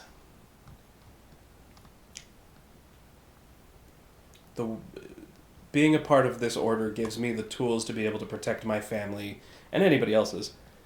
And I'd rather, you've probably heard it, but better to be a warrior in a garden than a gardener in a war. That's fair. I've not heard that particular phrase before. I like it though. That's kind of how I see it. I'd rather have the skills to be able to get myself out of that situation than That is so find myself there and not have them. So that's so Danny coded. Like, I feel like this entire place is a setup for me. It's like, okay, would my character actually agree with me though? Like, philosophically, absolutely. Physically, I don't know. He's built better for other things. It's easy to focus on the physical. It's the easiest part to see. But the order's also big on making sure that everybody... what was it he was just saying to me the other day? Every Marine a rifleman, right? Well, the order would say every Marine a rifleman, and a logistics expert, and a philosopher, and a rifleman. Like, you gotta have all of it. Yep, found the Stoic So. Society. Well, I appreciate the perspective, man. Yeah, no problem. It's good to know. I'm Love to have you intrigued. join us. I at least think I'm gonna have to come into more meetings and whatnot, and check you guys out a little closer. I'm intrigued. Not sure where I'd fit quite yet, but They'll find a place for you. yeah. Well, yeah. And I won't take up any of the rest of the time for anybody else who wants to talk to folks. You look wildly uncomfortable, don't you? I'm trying not to. I'm just like. I'm trying not to, I'm just Faking it am. very badly. We'll go soon. I just want to do something real quick. Ah, that okay. Because I'm your ride. Because otherwise you have to walk. Even further. I'm just like, what are you gonna do? I'm just going to go talk to someone. Okay. I'm sitting by myself. I'm like, nope. Of the fire keepers, which looks the most standoffish? Oh dear. What a Oh question. my goodness. Okay, you have two choices here. One of them is a really small, really wiry fellow, like the Marine haircut, red hair. Or there's a guy who's like probably 6'5", super like looks like Adonis, like shaped like a Greek statue. Huge guy. That guy. Okay. Gonna go talk to that guy. Oh my goodness. All right. Hi. I'm Whimsy. Ah, you must be one of our visitors. Yeah, baby awakens or whatever you guys call us. I don't know. Like, do you go by age? Like, are we a week old at this point? I mean, you could. I think the technical term would be neophytes, but Really? I think so. Nobody said that to me yet. I mean, it's a weird word to throw around at It's a people. weird word to throw around. What's your name? Ajax. Ajax. Oh boy. Dry cleaner? I don't like the soap. No, Like like what the soap was named after? like the Greek hero. Yeah. Oh, Sorry, I had to make the joke. Your whimsy goes with the territory. So, taking care of the fire, does that mean you're one of the Talon people? Yep. Cool. I'm assuming you like it here. I wouldn't have stayed if I didn't. See, you say that, but I've met people from the Guardians. I doubt they stay if they didn't like it. Do they like anything? Gotta like something. They're a little hard for me to understand, if I'm being honest, but That's fair. They get that a lot, I suspect. yeah, And I can't pretend that I understand them any better than you do. that's fair. So to be a Talon, how long do you have to be in the Order? How does seniority work with you guys? You don't have to necessarily be here a certain amount of time, although like time plays a role. But you have to show that you have a proficient level of skill. So like new members, you focus on building up the fundamentals, and then you focus on sort of honing those. To be a first Talon, you have to show that you're pretty well rounded, and you have to show that you have enough experience or enough natural ability to be able to lead. So comparatively, there's not very many of us. There's only 5 of us. Are there usually a certain number of Talons? Not necessarily. It once you have proven that you have the right skill set and that you are experienced enough or skilled enough, you're made a first Talon. But it's not necessarily a linear path. You have to show that you're adaptable enough and that you have the right understanding and the right... I keep saying experience, but that's maybe not the right word. You have to have shaped yourself into the right kind of person. So there's no shame if you don't ever become a first Talon. It's not necessarily like a... It's not necessarily what everyone's working towards. I mean, Or is it isn't. Like, it's one more step towards that, reaching your full potential type thing. But, like, some people work on a lot of other skills that never wind up getting you the right skills to get here. That doesn't make them any less valuable. It's not a whole lot of good to be a first Talon if there aren't other Talons to work with you, I myself would not make much of an army, so there's got to be other people. That's fair. Also, I feel like I should have asked this question earlier in the little spiel meeting, but what's the dragon? The dragon? Like you're the Talons of the dragon, right? Oh, yeah. The dragon was the symbolism that was used to describe Atlantis. Okay. So each of the diamond orders is something of the dragon. Oh, So we okay. are the talons of the dragon. I didn't know The that. silver ladder was the voice of the dragon. The Mysterium's the wings of the dragon. The guardians are the eye of the dragon. Does that ever lead to jokes, or do people take it pretty seriously? Depends who they are. Okay. What about the free council? Fair enough. All right, cool. Just thought I'd come introduce myself. Nice to meet you, Ajax. Yeah, good to meet you too. I'm gonna go get my roommate out of here. Fair enough. Are you using another muscle bed that you have? So as you go to Collector and as you sort of come back, as you guys are getting ready to leave, the guy who had sort of been leading the group comes up to you guys. He's like, well, good to see that you all made it. I'm Lysander. I am the Adamant Sage, the leader of this chapter of the Adamantine Arrow. Glad you all came out. Nice to meet you.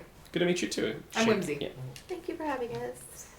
Thank you for the invite. Yes. No problem. I figure even if you don't find our order to be your particular cup of tea, good to get to know people, get different perspectives. Good for all of our people to see who you are. Lorcan also mentioned that he thought some of you might be a good fit, so. I think it's even if this isn't where I end up being, having connections everywhere is a good thing to have. Yep. And I definitely respect the order and love what you guys do. Not sure if it's for me, but It's not for everybody. no, it's okay. Anything you guys need? Not that I can think Don't of. think so. It was an interesting experience. I might come to more of your meetings depending on how Sure. often you have them. Usually about once a month, unless there's something that comes up that requires a... Although, usually they're not as formal as this one. We don't come all the way out here every time. All right. Good to know. Yeah. He won't bring anything up at that point. Just kind of more mulling in his own thoughts. Ah. Good to see you guys, and then he'll sort of meander off to go talk with other people. It's been a night Mm-hmm. And a day. and a day And a week. yeah, it's been a whole heap of time. So Yeah, I feel like this week has been like a year and a half long. Yeah. At the very least. I don't understand how that works, but I know it's a thing. Like, that's gotta be a thing, right? Like we fit an entire lifetime into Like a week. the last Yeah. week. feels like we've just been like running at like some kind of pace that we're just You it's- don't run a lot, do you? No. That He is analogy also kinda- not a fan of running. just sort of fizzled out for you before it ever started. I was trying to make an analogy and it didn't work. What do you guys think so far? About This In place general, what do you not mean for by- me. This place is not for me. It's a little too structured. I know myself. I appreciate what they're doing and the way they're doing it. I'm with you. I don't think it's for me. I don't mind. I don't think I'll have a problem working with them. I wish I was this sort of structured. I wish I was this full of willpower, but I am not. Yeah, I mean, I don't know that anybody starts off with having willpower. You don't build up resilience and willpower, I don't think, by like you just bam have it. Like, I don't know. I am like 38. I feel as if I've found a few of my limits. It's fair. Yeah, I don't know that anybody's born with it though. There's a fair chance a lot of these folks ended up with it in gnarly ways. I don't know a lot of people that are either really, really resilient or really, really compassionate that ain't had like real shit lives somewhere down there. Not all the thing. Like this is a lot of pretty stuff in the universe to be excited about, but it's just, I think that's something that just kind of happens through the course of stuff. Everything's got to line up just right to make it happen. True.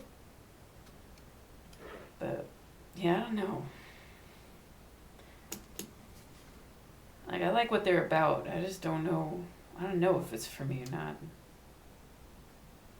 I kind of gather that whole like depression guild, they reach out to you if they want you. So I don't think, like, I talked to them a little extra, but like they didn't talk to me. I asked because I was curious as to like hearing somebody's lens that was not. That one doesn't seem like it'd be for you. No. You like to know things. Yeah, I like to know things. I don't have to know everything. I understand that I don't know everything, and they're like every question you answer should give you 10 more if you're actually like approaching life with curiosity, which I think is important. But so I understand I will never know everything, but I feel like if I'm going to be working in a space, I want to not have that many curtains pulled around me, you know? Yeah, I don't think that wouldn't probably be for me. But I respect it. I liked the guy I talked to a bit more. It didn't seem like he was quite such a He wasn't like the one we talked to before. Yeah. I don't know. What are the rest of you guys thinking? Why is everyone looking at me? Oh, I would just love to know what's going on in your head. I mean, I don't know. I'll have to see what my other choice, what they say versus this one. What's your other choice? Maybe the Free Council, but I don't know fully what their whole shtick is. True. I just got the Cliff Notes. Yeah. I mean, Yeah. I'm kind of leaning that direction myself. I hadn't heard from them yet. I imagine that's coming up. Mm. And now that